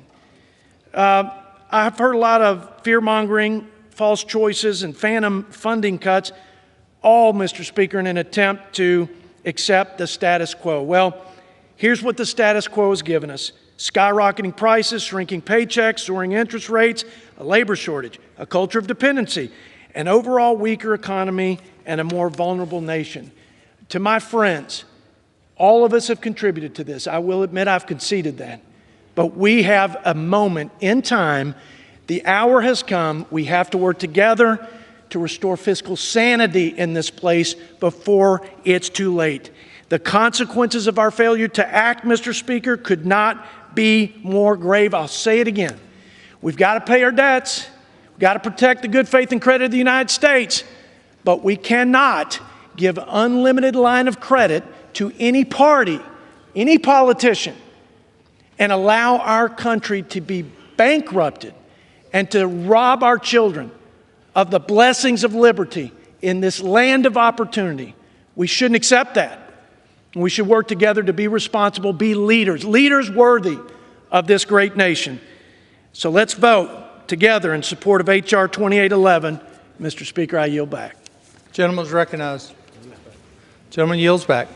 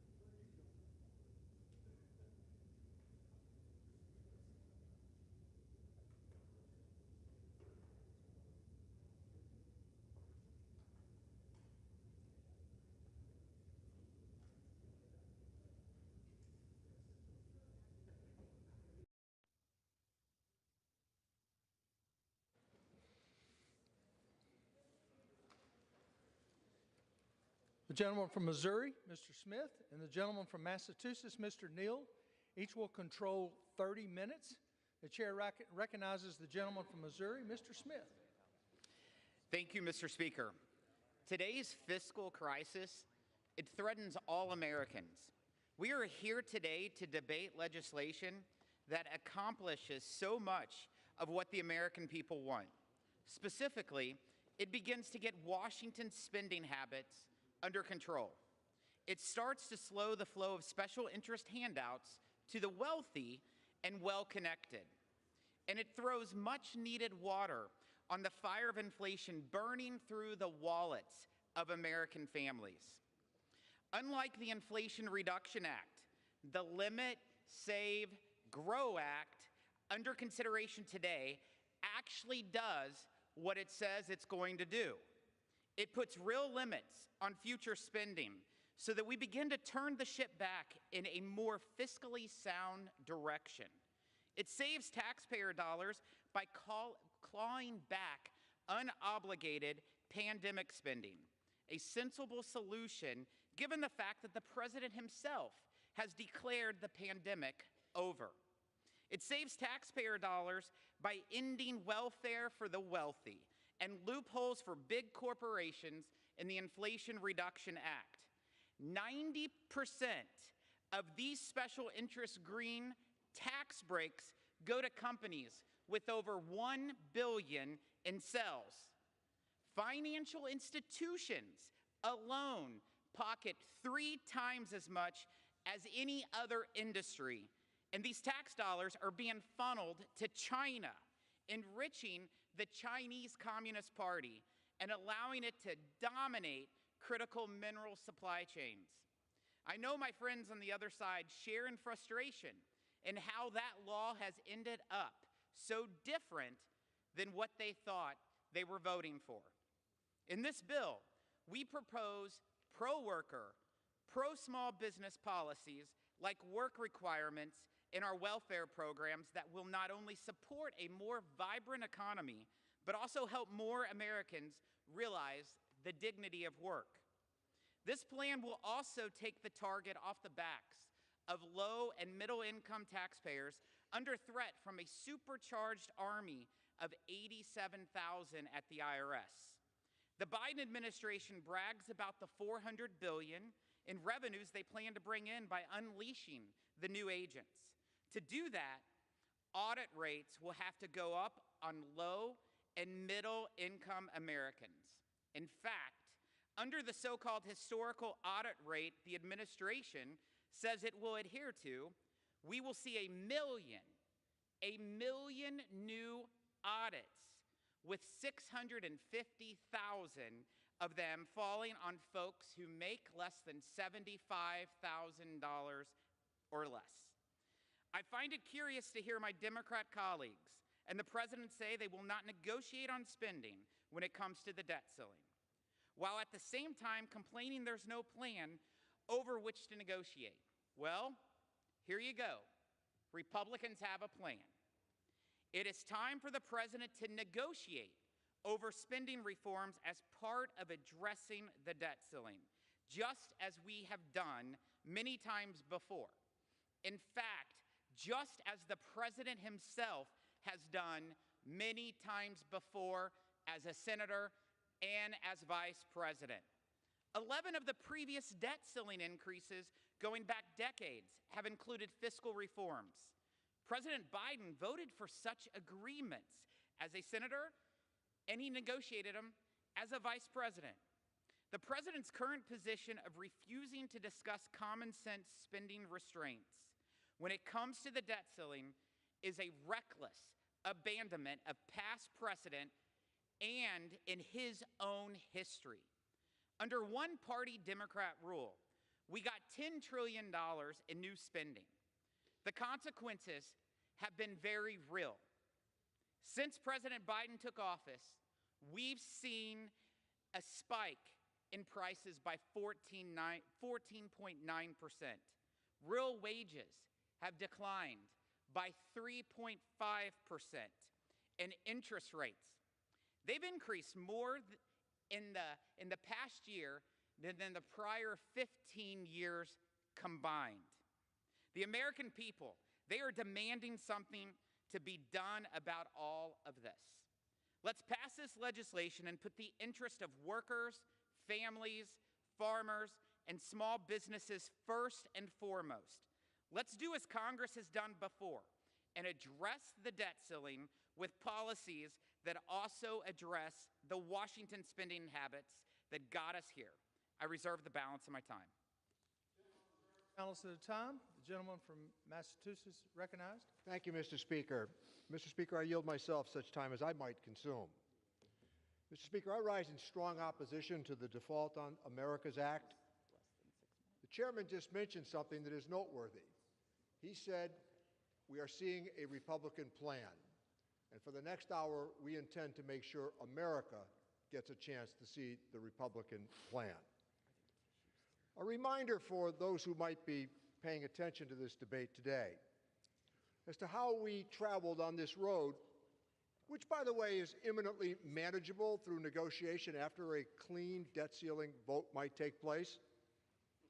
So our Republican colleagues, I think, I might be mistaken, you know what, I'm sure, they voted for more defense spending.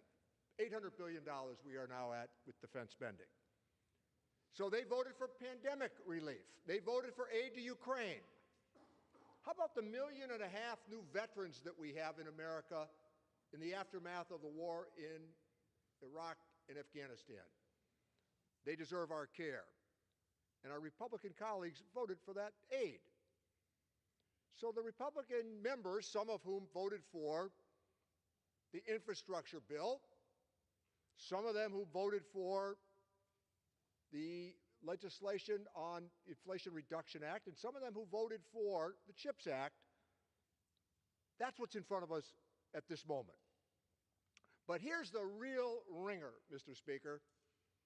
In December of 2017, and I hope everybody pays attention to this argument, they voted to borrow $2.3 trillion over 10 years for the purpose of giving a tax cut to the wealthiest among us, with, by the way, modest to limited economic growth. So why is that important? Because there's been $10 trillion worth of tax cuts over the last 25 years. You want me to recite it? How about President Bush's tax cut in 2001? $1.3 trillion. But came back in 2003 and another trillion. And subsequently presided over the invasion of Iraq and Afghanistan, which we should note the cost of which are in the trillions of dollars today. So they want us to believe that this problem that we have in front of us, as which I have mentioned is manageable, they want us to believe that this is a Democratic position on spending. after they embraced the tax cuts that I've just described. This is about America's credit. Whatever happened to the Republican Party that talked about probity as it related to financial stability? Whatever happened to the Republican Party that talked about the importance of investment? These arguments that they make now are largely vacuous because it's inconsistent with the Republican Party I knew when I came to Congress. So they could borrow money for the Iraq War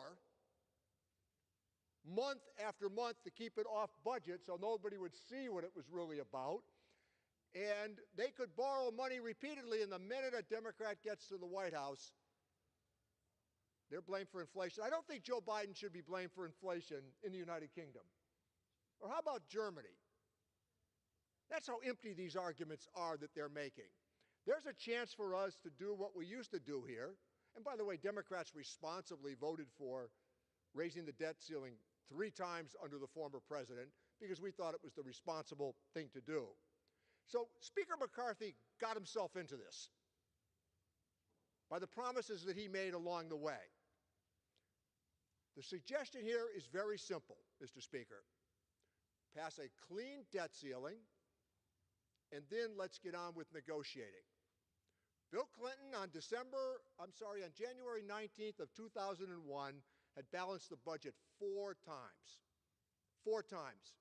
Projected surpluses in the trillions of dollars and 22 million new jobs. And the Republican Party gave it away through tax cuts to wealthy people. And they're asking us today the following. Okay, so they get to set the fire and then call the fire department? Because that's what this argument is about.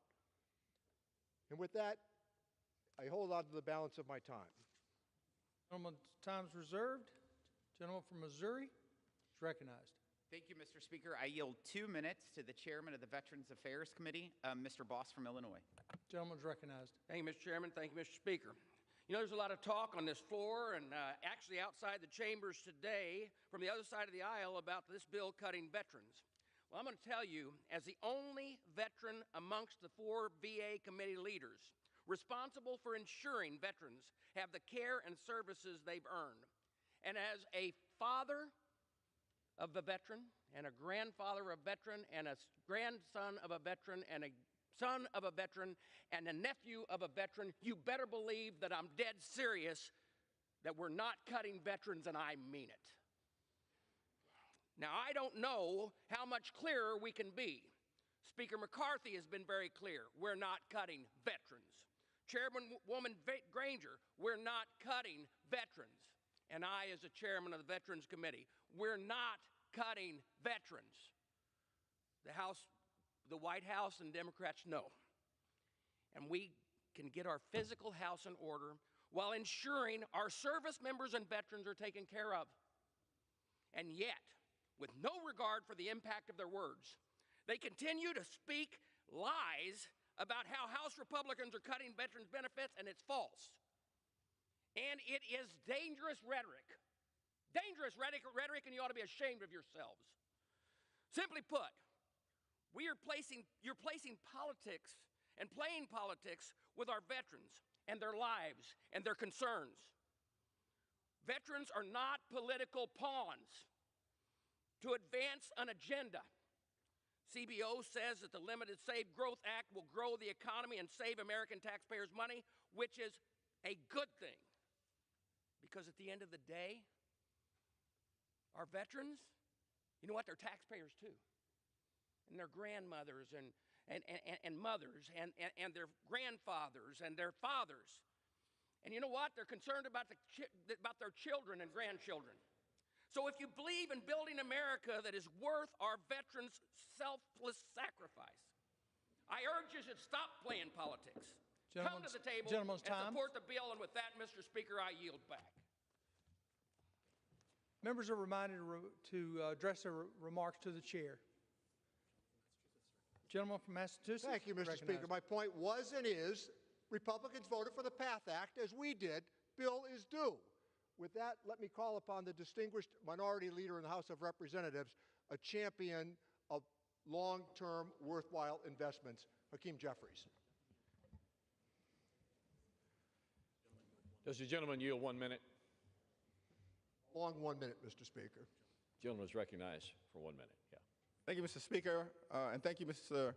Neal, for your extraordinary leadership and continuing to work to elevate values that benefit everyday Americans. Mr. Speaker, I rise in strong opposition to the extreme MAGA Republican Default on America Act.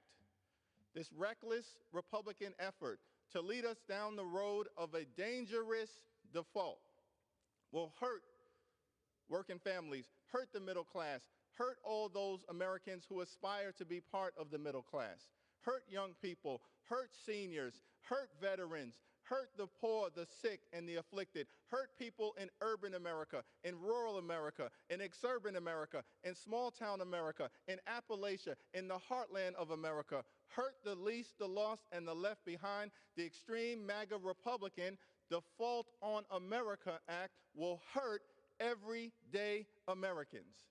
Why? Because you want to jam your reckless, extreme ideology down the throats of the American people in a hostage-taking situation.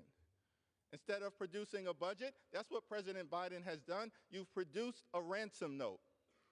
The Default on America Act is a ransom note because effectively what you are saying is pass our extreme MAGA Republican bill or else America is going to default.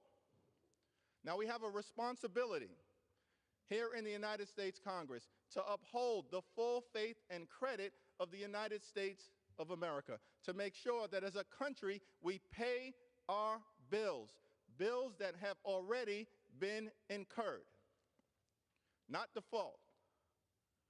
And that's what our responsibility is, not as Democrats or as Republicans, as Americans. That's why in the previous administration, Democrats 3 times worked with the Trump administration to avoid a default. No gamesmanship, no brinksmanship, no partisanship. Work with the previous administration, to which we disagreed often, to make sure that America paid its bills. Notwithstanding the fact that in our 247-year history, 25% of America's debt was accumulated during the 4 years of the Trump administration. But we did our patriotic responsibility to make sure that America would not default on our debt. But now, with a different president in office, you want to play games. You want to flirt with a default. Take us down this dangerous path. And you claim it's all about fiscal responsibility. Give me a break. That's rhetoric. That's not what the record shows. As Mr. Neal articulated, this is not about fiscal responsibility. That's rhetoric. What the record shows is that Democrats are the party of job creation and fiscal responsibility, and Republicans have been the party of tax cuts for the wealthy, the well-off, and the well-connected, and exploding deficits. Bill Clinton inherited deficits from the previous 2 administrations. 20 million good-paying jobs were created during the 8 years of the Clinton presidency, and he eliminated the deficit. In fact, he created a budget surplus. President Barack Obama inherited the Great Recession, fiscal irresponsibility, and 14 million good-paying private sector jobs were created during the presidency of Barack Obama, and he reduced the deficit by $1 trillion, took it from 1.5 trillion to 500 billion.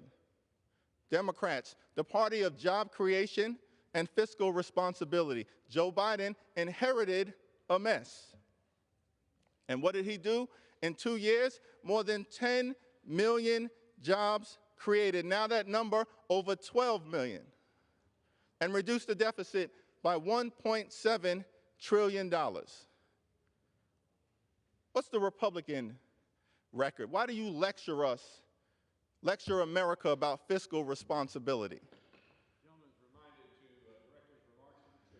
Mr. Speaker, what is the Republican record? President Reagan comes into office, and the first thing that he does is massive tax cuts for the wealthy, the well-off, and the well-connected, and explodes the deficit.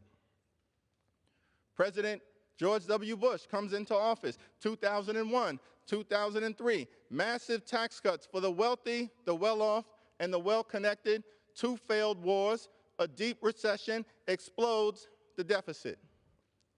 President Trump comes into office. First thing he does in 2017, massive tax cuts for the wealthy, the well-off, and the well-connected. The GOP tax scam. 83% of the benefits going to the wealthiest 1% in America, explodes the deficits.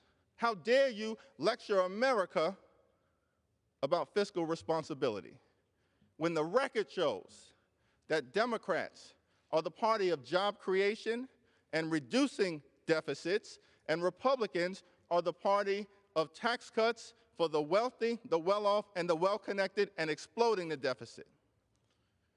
So we're not going to stand here and allow you to lecture us about fiscal responsibility. What this is an effort to try to extract deep, painful cuts on everyday Americans.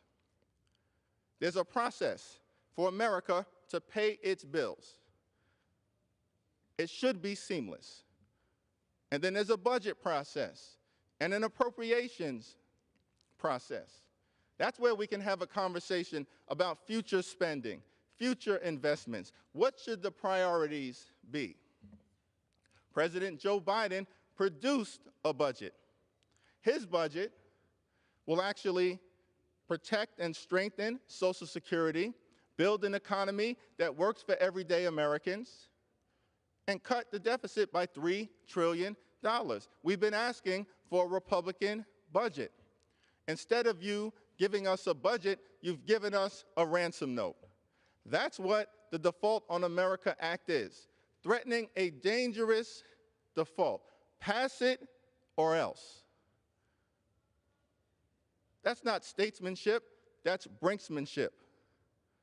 And it will cause grave harm to everyday Americans. The reckless Republican, extreme MAGA Republican, dangerous default effort risks triggering a painful recession that will cost millions of good-paying jobs. This reckless Republican effort, this effort to lead us down a dangerous default, will risk crashing the stock market and put in jeopardy the retirement security of millions of older Americans. This reckless Republican effort to lead us down a dangerous default risks exploding costs for everyday Americans. That's what's in front of us right now. That's why we oppose this reckless effort to default on America. This bill is unacceptable, it's unreasonable, it's unworkable, it's unconscionable, and it's un-American. That's why we oppose it. That's why we're urging vote no, and that's why we're asking you to come together, not as Republicans, but as Americans, to do what has always been done and make sure America pays bills that have already been incurred and avoid a dangerous default. I yield back. Chair would like to remind members to, in the interest of the proper decorum in the House, to address the chair. Gentleman from Missouri. Thank you. Thank you, Mr. Speaker. We've heard a lot of comments just recently about tax provisions that help the wealthy, the well-off, and well-connected. Let's point out the Democrats' tax policies that we are ripping out from the roots that are helping the wealthy, well-off, and well-connected. Mr. Speaker, I'd like to submit for the record analysis from the Joint Committee on Taxation showing that big corporations with more than $1 billion in sales receives over 90%. Over 90% of all special interest electricity subsidies, and that financial institutions receive 3 times more benefit from these tax credits than any other industry, where the wealthy, the well-off, and the well-connected benefit. I'd like to yield 2 minutes to the gentleman from Pennsylvania, Mr. Rushenthaler. Thank you, Mr. Speaker. I'd like to thank my good friend from Missouri. And right now, I'd like to yield to the gentlewoman from Virginia and fellow Navy veteran for the purpose of colloquy. I thank the gentleman from Pennsylvania for yielding. I strongly agree with him that Washington's excessive spending, Republicans are ready to lead the way to end the era of reckless government spending. After only 2 years under the Biden administration, our federal deficit has grown by over $6 trillion. This is unacceptable for our country, but especially for our children who will inherit this deficit. But I also agree that our great nation cannot default on our debts, and this bill, like all others, must be paid.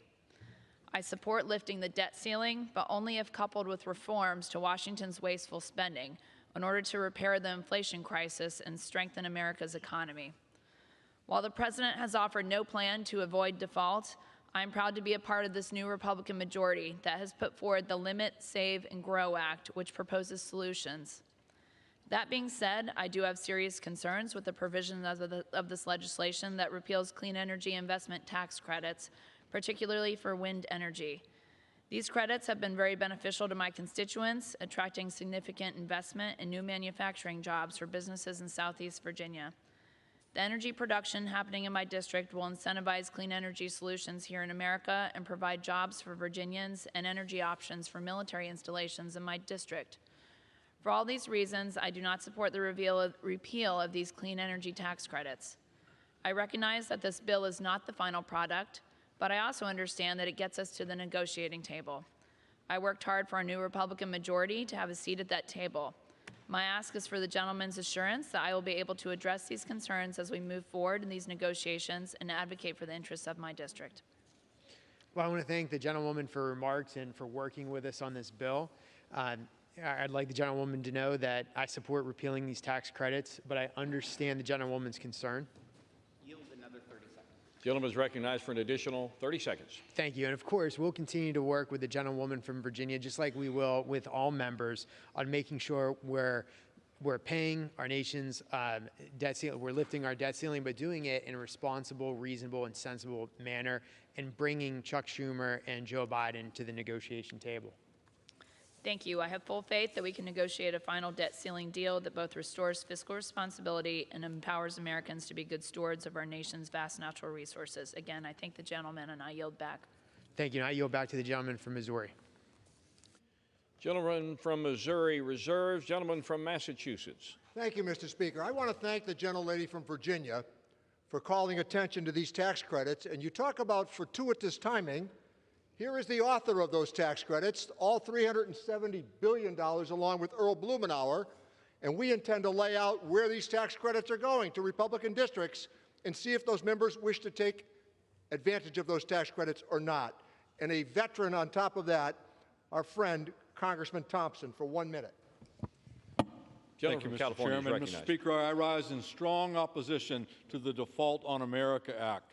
Mr. Speaker, we need to raise the debt ceiling, not because of money we want to spend in the future, but because of money that we've already spent. Both parties have contributed to our current debt, including over $2 trillion of debt caused by the 2017 Republican tax bill, and hundreds of billions in COVID relief spending voted for by both parties and signed into law by a Republican president. A quarter of our nation's debt was racked up during the previous administration. And now Republicans are trying to use our obligation to pay our debts as a leverage point to kick millions of people off of health care insurance, to defund the biggest investment in climate change in our country's history, and make it harder for the neediest among us to feed themselves. Let's be clear. If we default on our debt, the consequences will be felt by every American. We have repeatedly passed a clean debt ceiling bill, and we need to do that today. It's time to stop playing games with our debt and end this attack on the stability of the American economy. Gentleman from Missouri. I yield 2 minutes to the gentleman from Utah. Gentleman from Utah is recognized for 2 minutes. Thank you, Chairman. Thank you, Speaker. I rise today in support of the Limit, Save, and Grow Act. Every time I talk about debt, deficit, spending, budget, anything, I think about my 4 boys. They're 10 and under. And I bring it up a lot, and I use it in so many different ways. It drives what I do. It gets me out of bed every single day to be working on this. And I just can't hear one more time, well, let's just raise the debt ceiling, and then let's get to work on this. It's no longer time for that. We cannot accept not to use every single opportunity that we have back here in Congress to address this. I've sat on the sidelines, I'm second term in Congress, I've sat on the sidelines and I've watched us constantly do this over and over again, and I want to see something substantive happen here. That's what we're doing here today, Speaker. We are trying to do something substantive. We learned we have debt that exceeds $30 trillion. The optimism of our future depends on what we do over the next 10 years. We've learned that empires that overextend themselves like we have done, the outcome is not good. But America's done this before, and we are at an inflection point. Our debt to GDP is where it was right after the World War II. And for the bulk of this 20th century, we were able to get our debt to GDP down. And we have to take action, and we have to do it now. So let's use this opportunity like we've done over the last 30 or 40 years. When there's a debt ceiling increase that comes up, let's take advantage of this. Let's find a way to reduce our spending. That is the best way to address our debt to GDP ratio, and I know everybody in this chamber understands that.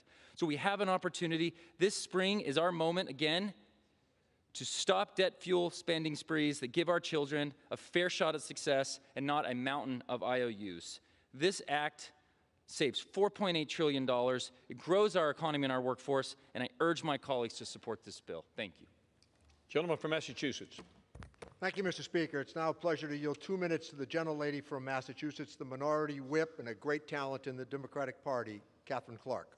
Gentlelady from Massachusetts is recognized. Thank you, Mr. Speaker, and I thank the gentleman from Massachusetts for yielding. I rise in strong opposition to this Reckless Default on America Act. I've got to say, I see why the Republicans put this together in the dead of night. I wouldn't want Americans to see this plan either. It's the same GOP playbook. Give more to the rich and elite, stick hardworking Americans with the bill, and threaten economic disaster if we don't go along. So why exactly is the GOP endangering American livelihoods? So they can help a few rich friends dodge their taxes. And what's the cost to the American people? Here's just a few. 2,400 Border Patrol agents off the job, 300,000 kids out of childcare, 400,000 families evicted from their homes, 1 million seniors kicked off of Meals on Wheels, $2 billion taken away from veterans' health care. That is 30 million doctors' appointments stolen from veterans. It is disgraceful. Mr. Speaker, there is one responsible path forward, a clean, unconditional vote to avoid default, something the GOP did 3 times under Donald Trump. As Trump put it himself, we cannot use the debt ceiling to negotiate. Stop the madness, deliver a resounding no vote on this dangerous piece of political theater. I yield back. From Missouri. Thank you, Mr. Speaker. I yield 2 minutes to the gentleman from Tennessee. Gentleman from Tennessee is recognized for 2 minutes. Thank you, Mr. Speaker. Thank you, Mr. Chairman.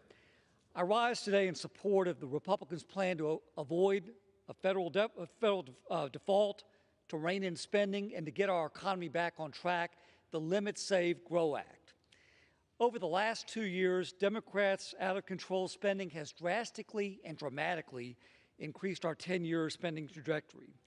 That includes the $2 trillion misnamed American Rescue Plan that ignited the highest rise in consumer prices and inflation in 40 years. Americans are paying the price for this radical spending that completely bloated our federal spending.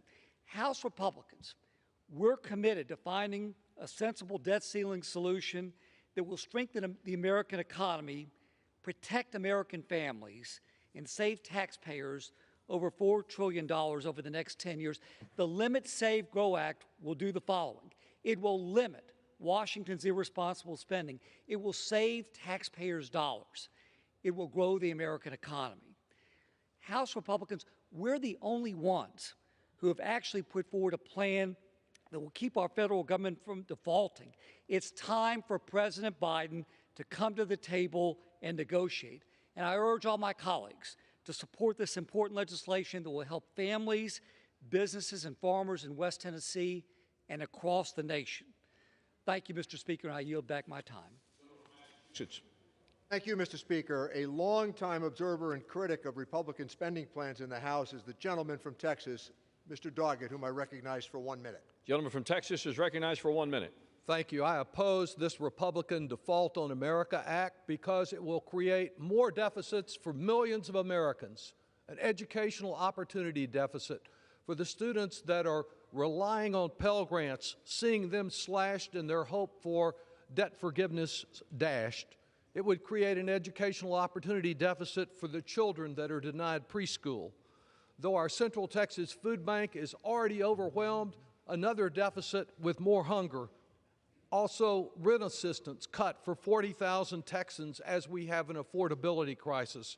And perhaps the biggest deficit of all out of this bill, their failure to address the climate crisis. Once merely ignoring science as climate deniers, they have become now destroyers of even the most modest measures to address the climate crisis and incentivize renewable energy, create new jobs, and lower energy costs. Instead, they promote more fossil fuels and more fossilized thinking. For the health of Americans, the health of our economy, and the health of our planet, reject this fraudulent bill. I yield back. Gentleman from Missouri. Thank you, Mr. Speaker. I yield 3 minutes to the gentleman from Pennsylvania. Gentleman from Pennsylvania is recognized for 3 minutes. Thank you. Mr. Speaker, the last time the U.S. debt held by the public equaled our total economic output was just after World War II. After that, economic policies, fiscal policies that put our country on the right track resulted in decades of American prosperity and American leadership across the world. Today, the trajectory is far different, as shown on this chart. Our debt to GDP ratio, the best economic measure to show the health of our economy, is projected to go up from 98% today to 118% in the next 10 years and double our economy in just the next 30 years. All I hear from Democrats today is pass a clean debt ceiling. Does anyone on their side care about this trajectory, which will end in disaster? The president certainly has no plan to reduce our debt. He refuses to even negotiate or to acknowledge our debt challenges. The Republican plan today, which I'm proud to support, is the Limit, Save, and Grow Act. This bill will rescind unspent COVID-19 funds, reverse Democrats' inflationary Green New Deal corporate welfare policies while allowing for responsible 1% annual increases in discretionary spending so Americans can continue to invest in core functions of government. All in all, the bill will reduce, as seen in this line, future debt growth by $5 trillion over the next 10 years and begin to decrease our projected debt to GDP ratio by 12 points over the next 10 years. Growing our GDP is the second part of the equation. To boost economic growth, the bill includes reforms to unleash domestic energy production and implements pro-growth work requirements that will strengthen our recovering labor force. This bill alone, as can be seen in this chart, is not enough to solve our nation's fiscal issues, but it is a very important first step towards getting our debt to GDP on a descending trajectory. It will begin to bend the curve. I call on the President to negotiate in good faith with Republicans to raise the debt ceiling and put forward policies to limit, save, and to grow. Thank you. I yield back. Gentleman from Massachusetts. Thank you, Mr. Speaker. With that, let me recognize the gentleman from Oregon, Mr. Blumenauer, for 1 minute, who had a profound impact on writing the tax credits that the gentlelady from Virginia a moment ago acknowledged. Mr. Blumenauer. Gentleman from Oregon is recognized for 1 minute. I appreciate the gentleman's courtesy. You know, there are some shared goals here. I listened carefully to the chairman of the Ways and Means Committee. ending welfare for the wealthy, helping people realize the dignity of work. There are ways we can come together to do that, but let's not do it by making it harder for poor people to get food. You want to end welfare for fairway farmers. There's no recognition that people who get these lavish subsidies actually are on the farm and working. There were almost 20,000 farmers who got payments averaging $1 million a year for 37 consecutive years. Let's cap and limit those lavish subsidies. Let's require people who get them to work on the farm. Let's have some limits, not poor people seeking food, but fairway farmers and those who are benefiting from these lavish expenditures. We can do better. Gentleman from Missouri.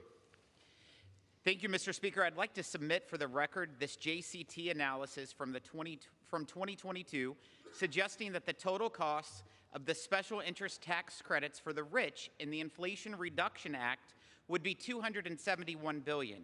I'd also like to submit for the record yesterday's CBO score, which shows that the cost has more than doubled to $570 billion, and it's growing every day. The wealthy and politically connected corporations will receive hundreds of billions of dollars more than advertised. I yield 2 minutes to the gentle lady from New York. Without objection, the gentlelady from New York is recognized for 2 minutes.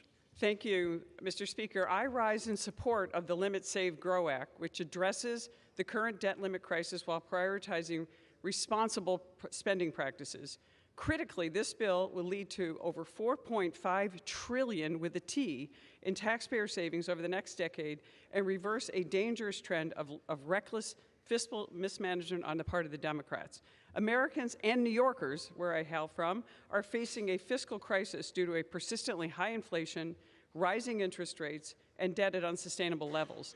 This is a direct result of the trillions upon trillions of dollars that the Democrats have spent since President Biden took office in January 2021, and also a fact, my former colleague from the New York State Assembly, now minority leader here, should know that 40% of our nation's debt was incurred under the leadership of the former speaker, who the minority leader described as the best speaker of all time. Well, he should know the state of New York has the highest taxes, the highest spend rate, the highest corporate welfare, and the highest outmigration of people and jobs in the entire nation. Americans and New Yorkers are facing a fiscal crisis. Instead of politicizing the impending debt limit predicament, Democrats should prioritize responsible spending and work with House Republicans on a solution to reduce reckless spending, save taxpayer money, and grow our economy. It's time for President Biden to come to the negotiating table and work with House Republicans on a path forward to economic stability and growth. And please don't mimic the model that New York has set, where we once had 45 representatives in the 1960s down to 26. So thank you, Mr. Speaker, and I yield back. I urge all my colleagues to support this bill, and I yield.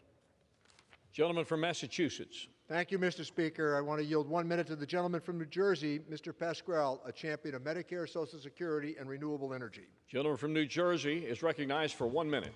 Thank you, Mr. Speaker. Thank you, Mr. Ranking Member. For months, the other side have been held our economy hostage. Today, we have their ransom demands. This ripoff kills millions of jobs, guts working family benefits, and sabotages tax fairness. Now, both sides are, many times I've listened today, saying the same thing, reading off the same page. Somebody can't, they all can't be right. So look at the facts. This is not about deficits. This shakedown lets wealthy tax cheats off scot-free and balloons the deficit by $120 billion. Please respond to that, $120 billion deeper in debt. Do not fall for this total sham. Today's smorgasbord of policy goals is a cynical distraction from the horrifying impacts of this extortion. Social Security, Medicare, Veterans Care, home ownership, that's what's at stake, Mr. Chairman. I'm sorry to say, we've come to this. Thank you. Gentleman from Missouri. Mr. Speaker, I'd like to submit for the record this article detailing how Ford is using a loophole in the IRA to partner with CATL, a major Chinese battery company, on a project intended to harvest EV battery tax credits. Chinese companies are lining up to cash in on Democrats' green corporate welfare that we are rescinding in this bill. Without objection. Thank you, and I reserve. Gentleman's time is reserved. Gentleman from Massachusetts. Thank you, Mr. Speaker. Let me yield 1 minute to the gentleman from Illinois, Congressman Davis, who's been a leader in terms of adoption opportunities for those outside the mainstream. Gentleman from Illinois is recognized for 1 minute. Thank you, Mr. Speaker. Brinksmanship is no way to run a government. The Default of America Act is one of the worst bills I've had the opportunity to vote on. It is anti-children, anti-seniors, anti-veterans, anti-middle America, anti-small business, anti-health care, anti-workers. As a matter of fact, it is anti-American because all that it does is cut, cut, cut. And when all that you do is cut, cut, and cut, all that you get is blood, blood, blood. And the blood of the American people will be on the hands of those who held the knife. I urge a no vote and yield back. Gentleman from Missouri. The gentleman from Missouri reserves. Gentleman from Missouri reserves his time. Gentleman from Massachusetts. Thank you, Mr. Speaker. I want to yield 1 minute to the gentlelady from Washington, one of the most talented members of this institution, Congresswoman Del Bene. Gentlelady from Washington is recognized for 1 minute. Thank you, Mr. Speaker. I rise today against this Republican ruse, the Default on America Act. This legislation is not a serious proposal. It's a MAGA wish list that demands a 22% cut of essential federal programs that support working families, seniors, veterans, public safety, schools, and housing assistance. If passed, this bill would cost an estimated 780,000 jobs, many in the clean energy sector, all across this country.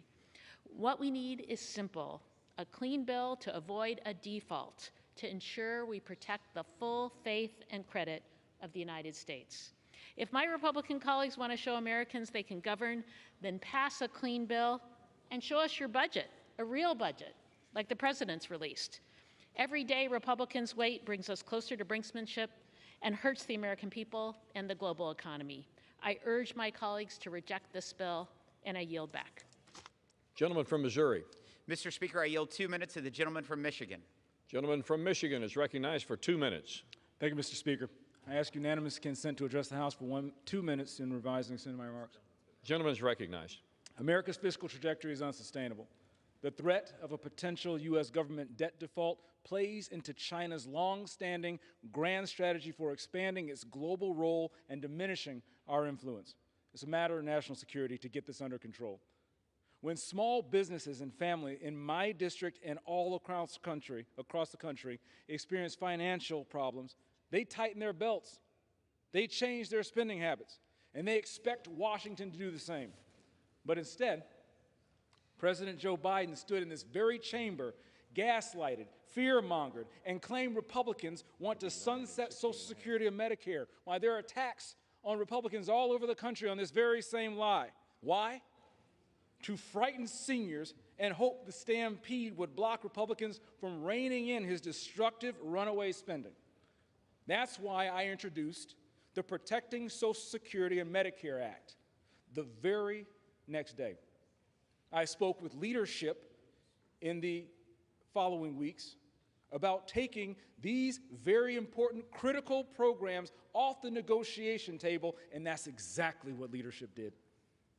As we debate today, seniors can rest assured that the promises Republicans made to them will not be broken in this debate.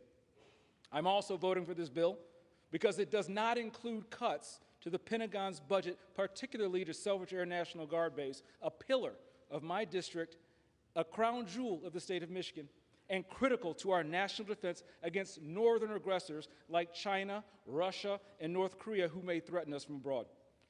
It is reasonable to disagree with any specific debt ceiling approach, and I'm looking forward to continuing the debate. But if President Biden continues to refuse to come to the table and negotiate in good faith, we will achieve a historic default, putting our country's national security and families like mine and yours at economic risk in the future. Mr. Speaker, I yield back the remainder of my time. Gentleman from Massachusetts. Thank you, Mr. Speaker. I ask permission to insert into the record a letter from Mr. Pasquale for the record. Without objection. Thank you. With that, let me yield 1 minute to the gentleman from Virginia, Congressman Beyer, whose knowledge of economics is second to none in this institution. Gentleman from Virginia is recognized for 1 minute. Thank you, Mr. Speaker. Mr. Speaker, I rise to oppose the Default on America Act. America always pays its bills. It is important that we have serious negotiations and that we take responsible action to address our continuing deficits. $31 trillion in public debt is a frightening number, but it's a debt we accumulated over Republican and Democratic presidents, Republican and Democratic Congresses, 2 unpaid-for wars, major tax cuts, and costly increases in health care. But it's reckless and irresponsible to use the alleged leverage of a national default to address our debt. First, because the leverage is imaginary. This bill is dead on arrival in the Senate. And second, the leverage already exists. Kevin McCarthy is Speaker. The Republicans have a 222 to 213 majority in the House. The last thing we want to do is plunge our nation into the threat of a default or an actual default. The responsible thing to do is to pass this clean debt ceiling relief and move on to the appropriations process where the debt can be properly addressed. And with that, I yield back. Gentleman from Missouri. I reserve. Gentleman from Missouri reserves. Gentleman from Massachusetts with 15½ minutes remaining. Thank you, Mr. Speaker. I yield 1 minute to the gentleman from Philadelphia, Pennsylvania, Mr. Evans, whose city is home to some of the most important retirement plan management opportunities in all of America. Gentleman from Pennsylvania is recognized for 1 minute. Thank you. Mr. Speaker, I rise and strongly oppose this bill. It would hurt families. It would hurt seniors. It would hurt workers. We must uphold rather than undermine our country's strong economy recover and standing. We're here to govern. That means paying for what Congress has already approved. We cannot default on the national debt.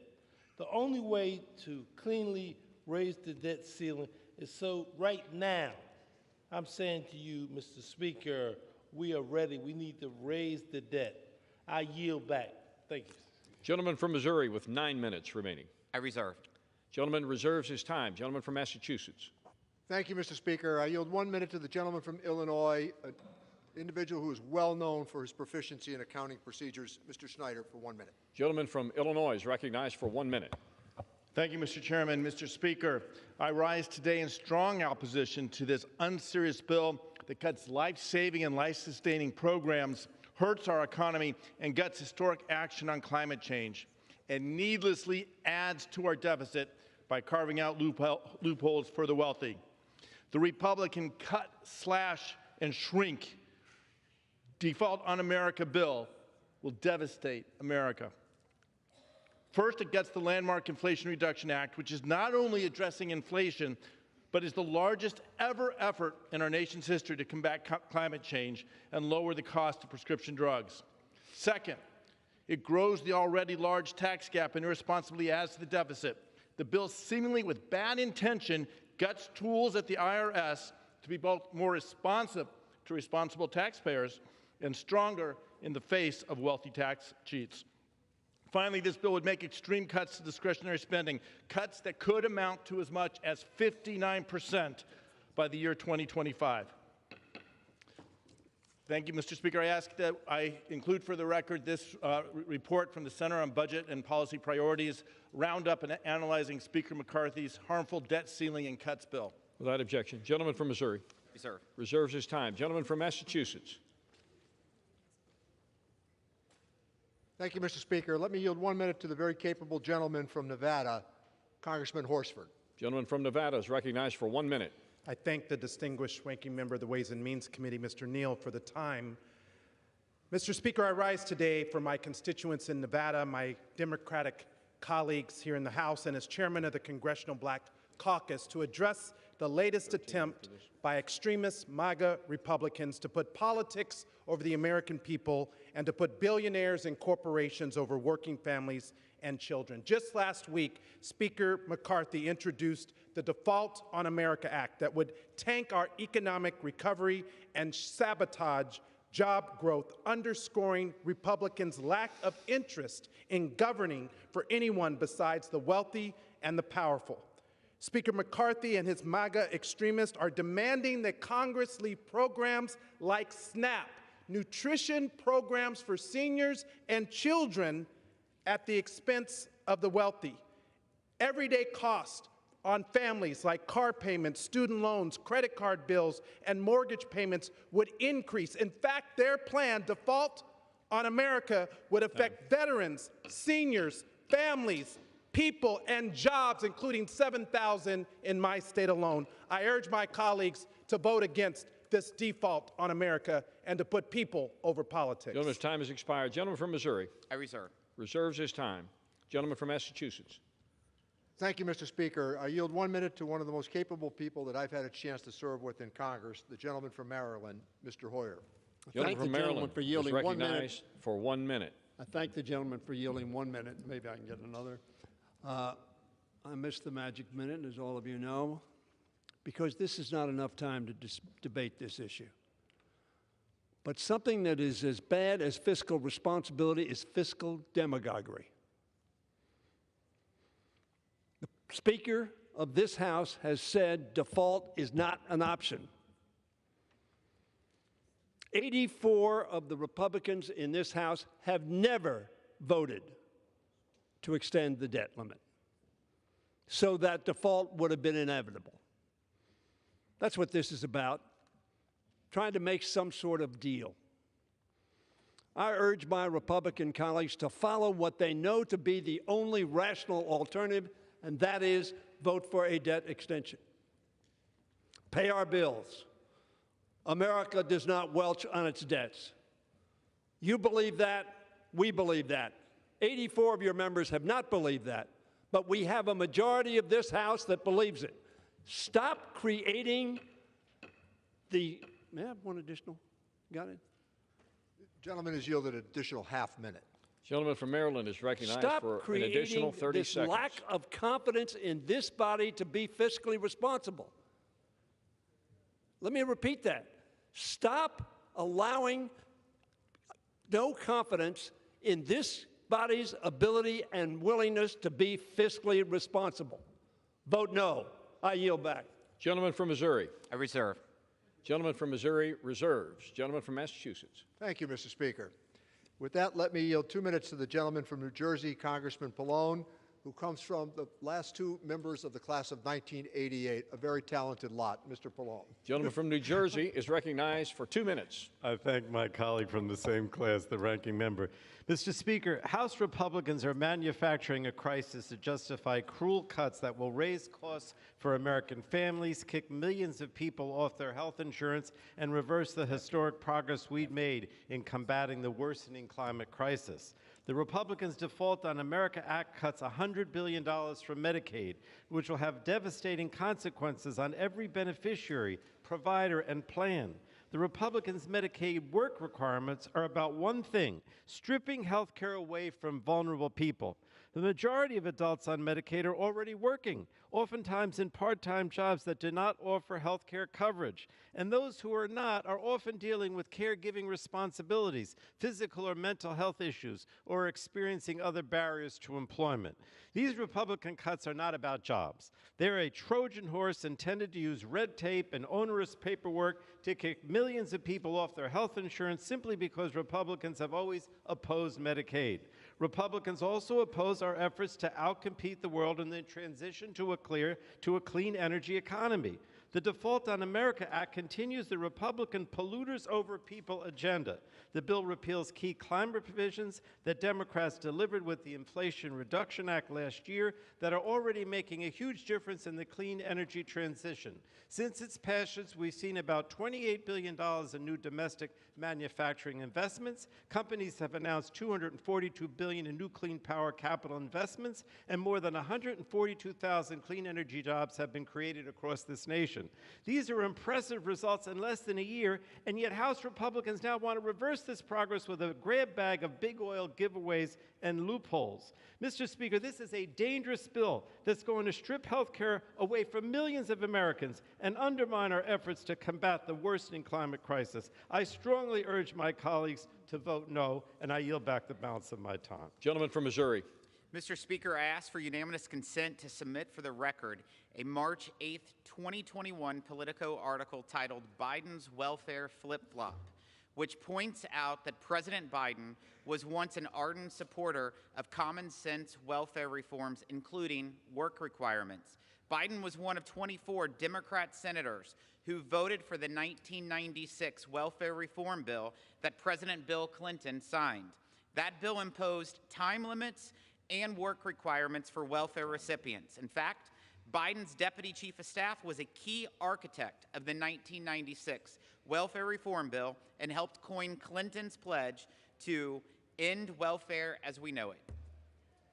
Without objection on the request. And I reserve. Gentleman reserves his time. Gentleman from Massachusetts. Mr. Speaker, might I inquire as to how much time remains? Gentleman from Massachusetts has 9.5 minutes remaining. Gentleman from Missouri has 8.5 minutes remaining.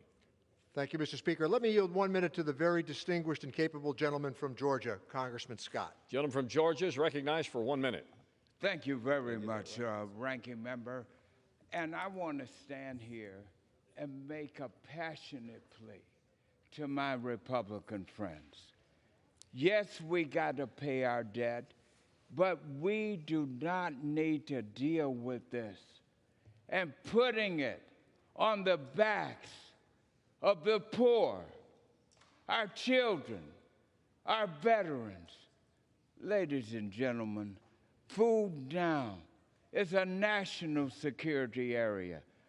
But if we incorporate getting food to our veterans, when 11.7% of our veterans live in food-scarce communities and households. Let me just say and sum it up in the words that if Caesar was here, he would say the words that he said to Brutus.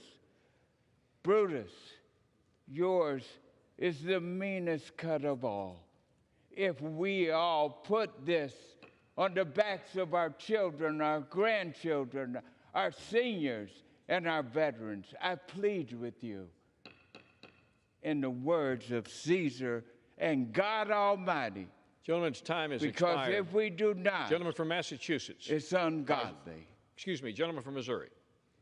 Thank you, Mr. Speaker. I ask for unanimous consent to submit for the record a New York Times article titled Poverty Plunging from September 14th, 2022, which found that child poverty in the U.S. has fallen by more than half, 59%, since the early 1990s, when President Clinton signed the 1996 welfare reform bill implementing time limits and work requirements. The far left predicted terrible effects. 25 years later, these predictions have been proven wrong. The simple fact is work requirements worked. Caseloads dropped and families moved into the workforce and left the cycle of dependency. Reserve. Without objection, gentleman's time is reserved. Gentleman from Massachusetts. Thank you, Mr. Speaker. I thank the chairman for acknowledging the role that the child tax credit played in that statistical analysis. And with that, let me yield 1 minute to the gentleman from New York, a new and very capable member of this House, Congressman Goldman. Gentleman from New York is recognized for 1 minute. Thank you, Mr. Speaker, and thank you to the ranking member. Last week, Speaker McCarthy came to my district to speak at the New York Stock Exchange to give a speech about this proposed Default on America Act. He threatened the nation with economic catastrophe if we do not bend to the draconian cuts to spending for services that are essential to lifting up working and middle-class Americans. The DOA doesn't touch the Trump tax cuts for the wealthy. It doesn't touch defense spending. Instead, it solely targets domestic spending that hundreds of millions of Americans depend on, an average cut of about 22% on those programs. And in my district alone, which is in New York City, there are more than 200,000 people who rely on Medicaid who will be at risk of losing their coverage.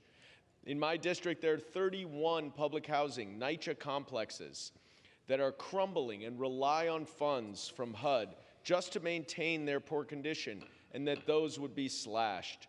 This is not a theoretical discussion. This will do real and devastating harm to people in my district and around the country, and we must not pass it. Gentleman's time has expired. Gentleman from Missouri. Mr. Speaker, I yield 3 minutes to the gentle lady from New York. Gentlelady from New York is recognized for 3 minutes. Thank you, Mr. Speaker. I rise today in support of this legislation. I hear my colleagues on the other side of the aisle talking about our children, our grandchildren, our future. And if they truly care about the next generation, they would support this measure as well. Because the reality is we cannot continue down the path that we're on. Right now, we are seeing Republicans take over this House from a body that, with complete control with the president, chose the Democrats to add $10 trillion in new spending in just 2 years. Today, we are facing a debt-to-GDP ratio of 121%, completely unsustainable. When I was born in 1980, it was 35%. And the debt at that time was $900 billion. Today, it's $31.4 trillion. And yet all we hear from the other side is that they want to spend more, they want to tax more, they want to create more programs to make people dependent, instead of giving people the opportunity to determine their own future and to live the American dream. We are talking about legislation on our side that will save the American taxpayer $4.5 trillion. Hardworking people, each and every day, they get up, they go to work, they sacrifice tremendously, some working 2 or 3 jobs, and they pay taxes to the government so they can be responsible with it, not throwing it around on all sorts of stuff that we don't need, such as COVID funds that have gone unspent. We just came out of a hearing in COVID subcommittee where we talked about in just education, $190 billion that was earmarked to reopen our schools, which they didn't use to reopen our schools, and then 15% of it was only spent as of November. We're talking about saving the taxpayers 30 to 60 billion right there, 50 to 60 billion right there, just by reclaiming those funds. Biden's IRS army. This is what the other side proposes. How they want to tax people more. They want to take more of the hard-earned taxpayers' money. That's how they plan on paying down our debt, not by having pro-growth policies that stimulate our economy, that help us grow, help companies expand so they can create more jobs. No, they don't want pro-growth policies that are good and for prosperity for our country. They want to continue to hammer people and continue to tax them, nickel and dime them at each and every turn. By just repealing the IRS army, $71 billion right there. What about the Green New Deal tax credits? Okay, this is a good one. Hundreds of billions of dollars. Thank you. Gentlelady is recognized for an additional 1 minute. Thank you. Hundreds of billions of dollars in tax credits that actually go to, in some cases, it can go to, and it will go to, we're already seeing that, Chinese companies. Companies that are affiliated with the Chinese Communist government, all while destroying American energy here at home. Reliable, affordable American energy And that is the reason, by the way, the destruction of that industry by the left is the reason why we're seeing costs of energy skyrocket for American families, as well as food costs skyrocket for the American families. The spending and the anti-energy policies that they've put forward in the 2 years when they had complete control is a reason why we see so much hardship for American families today. And so the last thing is, well, work requirements are a good thing. People should want to participate and contribute to our economy.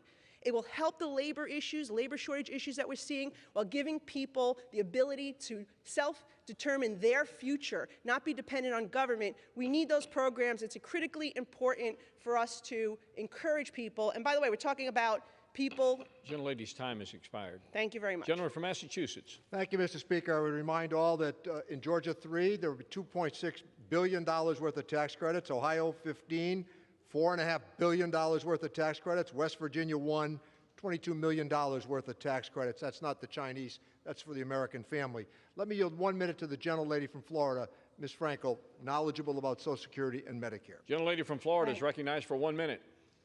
And Mr. Speaker, make no mistake about it. Extremists in this Congress are trying to hold us hostage. Republicans have given us a ransom note. Choose between wrecking our economy or wrecking our families. Lose jobs and retirement funds or inflict cruel pain on American families. More children going to bed hungry. More women dying at childbirth. More parents without child care. More neighborhoods without police. More evictions, more drug overdoses, more veteran suicides, and more carbon in the air, more misery. Make no mistake, Republicans are willing to sacrifice Americans in order to protect tax cuts for the very wealthy and for big corporations. And with that, I yield back. Gentleman from Missouri. I reserve. Gentleman reserves his time. Gentleman from Massachusetts with 6 1/4 minutes remaining. Thank you, Mr. Speaker. Let me yield 1 minute to the very capable gentlelady from California and a member of the Ways and Means Committee, Ms. Chu. Gentlelady from California is recognized for 1 minute. I rise in strong opposition to this irresponsible bill that would hurt millions of seniors, workers, families, and veterans. If this bill becomes law, the Social Security Administration will close field offices that seniors and people with disabilities rely on for services. Nearly 500,000 low-income families could be evicted from voucher-supported housing. 200,000 young children will lose spots in Head Start. Cruel barriers to TANF will mean grandparents who rely on the program to keep their grandchildren out of foster care will lose crucial resources. Meanwhile, Republicans want to cut law enforcement funding and give wealthy tax cheats license to avoid paying taxes they owe. And what do we get in exchange for over a decade of crippled government? Less than 1 year of reprieve from default and economic catastrophe. Republicans should do what they did 3 times under President Trump and pass a clean bill free of brutal cuts. I yield back. Gentleman from Missouri. I reserve. He reserves. Gentleman from Massachusetts. Thank you, Mr. Speaker. Let me yield 90 seconds to the very capable gentleman from New York, Congressman Ryan. Gentleman from New York is recognized for 1 1/2 minutes. Thank the gentleman for yielding. I rise in strong opposition to the Default on America Act. I risk my life in combat because I believe in this country, in our strength, and in our compassion. And this bill falls far short of those American values. In New York alone, my home state, it threatens food assistance to 54,000 people and cuts preschool and childcare for 17,000 kids. It puts at risk Meals on Wheels for over 1 million seniors nationwide and would cut $30 billion in support to our veterans. I don't know about my colleagues, but I believe in a country where we don't let our kids and our seniors go hungry, and we never break faith with our veterans. The cuts in this bill are just cruel, and they would have catastrophic consequences for American families. In combat, it was my sacred duty to make sure we left no one behind, and this bill leaves far too many Americans behind. I implore my colleagues of both parties to instead pass a clean debt ceiling increase. and I ask unanimous consent to add the text of this amendment to the record immediately prior to the vote on the motion to recommit. Gentleman from Missouri. Gentleman reserves his time. Gentleman from Massachusetts. Thank you, Mr. Speaker. We're prepared to close. Is that be the position of the chairman? Gentleman from Massachusetts is recognized. And how much time do I have, Mr. Speaker? 3 3/4 minutes remaining. Thank you. So I want to thank you, Mr. Speaker, for your impeccable fairness once again as you've presided over this chamber, as usual. And I want to call attention to the argument I made at the outset as to how we got to where we are today. This is a manageable issue that men and women of good sense and good instinct could come together to find a solution. The debt to GDP ratio, I understand the argument. But does that take into consideration a pandemic, aid to Ukraine, stopping the hostility of Putin's aggression, back to our obligation for those who voted for the PATH Act here, to come to the aid of our veterans? How about the infrastructure bill that Republicans, some of whom voted for?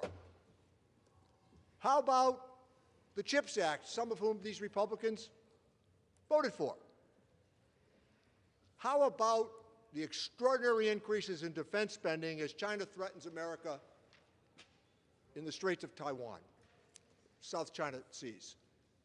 These are all parts of votes that both parties have cast. These are parts of the obligations that we have to members of the American family. So they suggest, well, if we just chop Medicaid, and you know, earlier today, Mr. Speaker, it should be noted, this exclamation point that they've added to the argument that we have no intention of cutting Social Security or Medicare. Great, that's nice to hear. But there are members of the Republican leadership in the Senate who have said precisely the opposite, and they would put Medicare and Social Security on the chopping block. And our side should not be restrained by calling attention to that, despite the debate that takes place in this chamber. So the spending challenges that we have as they relate to defense, where every Republican voted, I believe, for that defense budget, and the substantial increases that have taken place, that has been an act of responsibility based upon what happens with Putin and President Xi and others who would threaten freedom across the globe. When we look at this argument that has been presented to the American people today, I want to ask you about their 401k plans. As they allow this argument to be pursued, the markets are going to begin to reflect this in coming days. When people are going to pull back from investment, people are going to pull back from what ordinarily would be an act of good fiscal prudence, and people are going to begin to pay a great deal of attention to this. And the argument that Democrats have offered today is really simple. You and us, we were responsible for these increases in spending. Let's have a vote on a clean debt resolution here and then proceed to negotiation and discussion.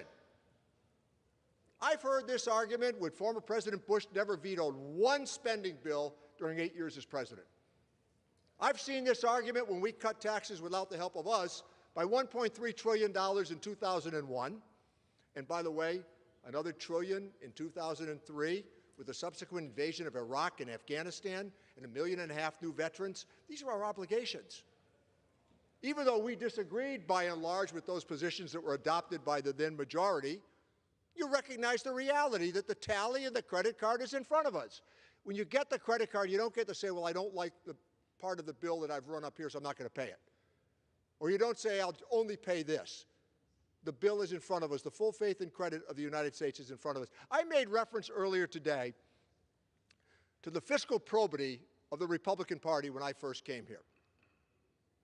Whatever happened to the Republican Party when it relates to fiscal prudence and probity? We pay our bills, and we don't threaten the currency of the United States, where that dollar is recognized everywhere across the globe. And thank you, Mr. Speaker. I yield back the balance of my time. Gentleman yields back his time. Gentleman from Missouri is recognized with 4 minutes remaining.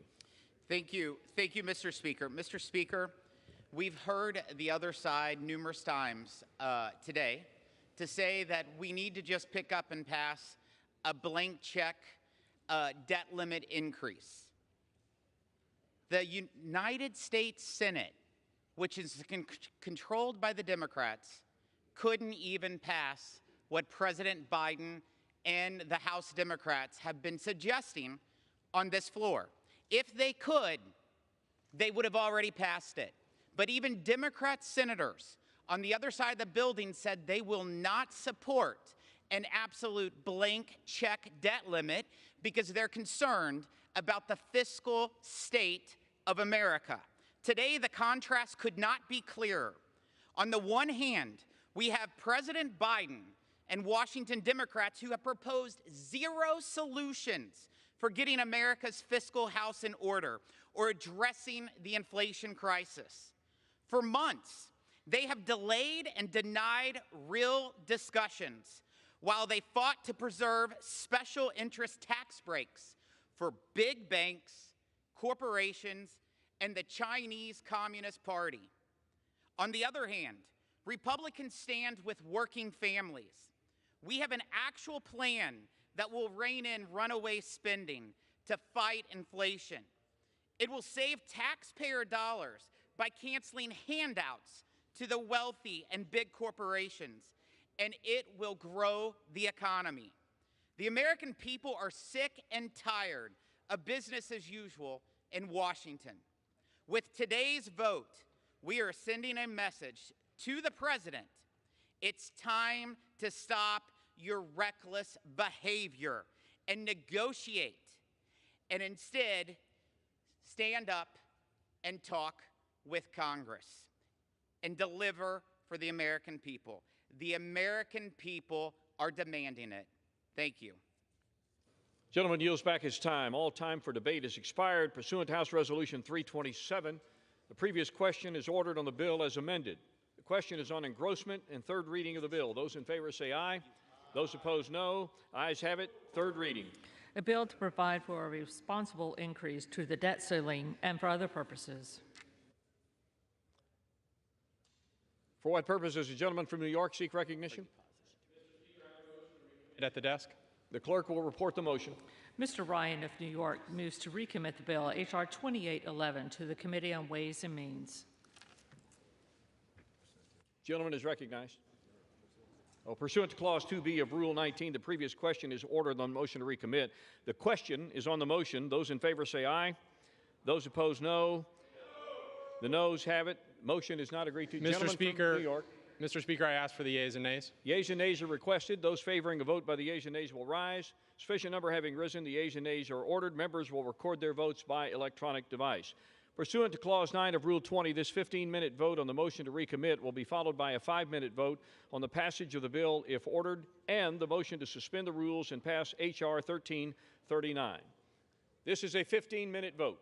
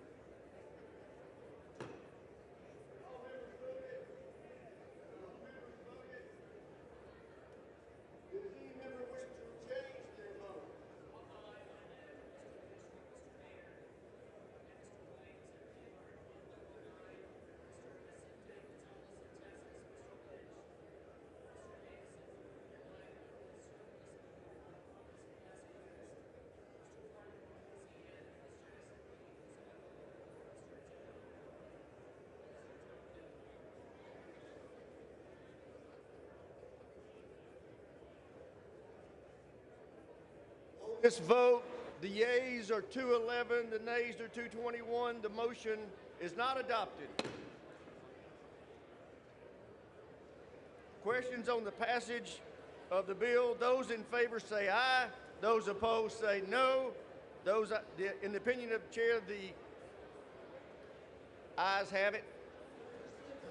Gentleman from Massachusetts.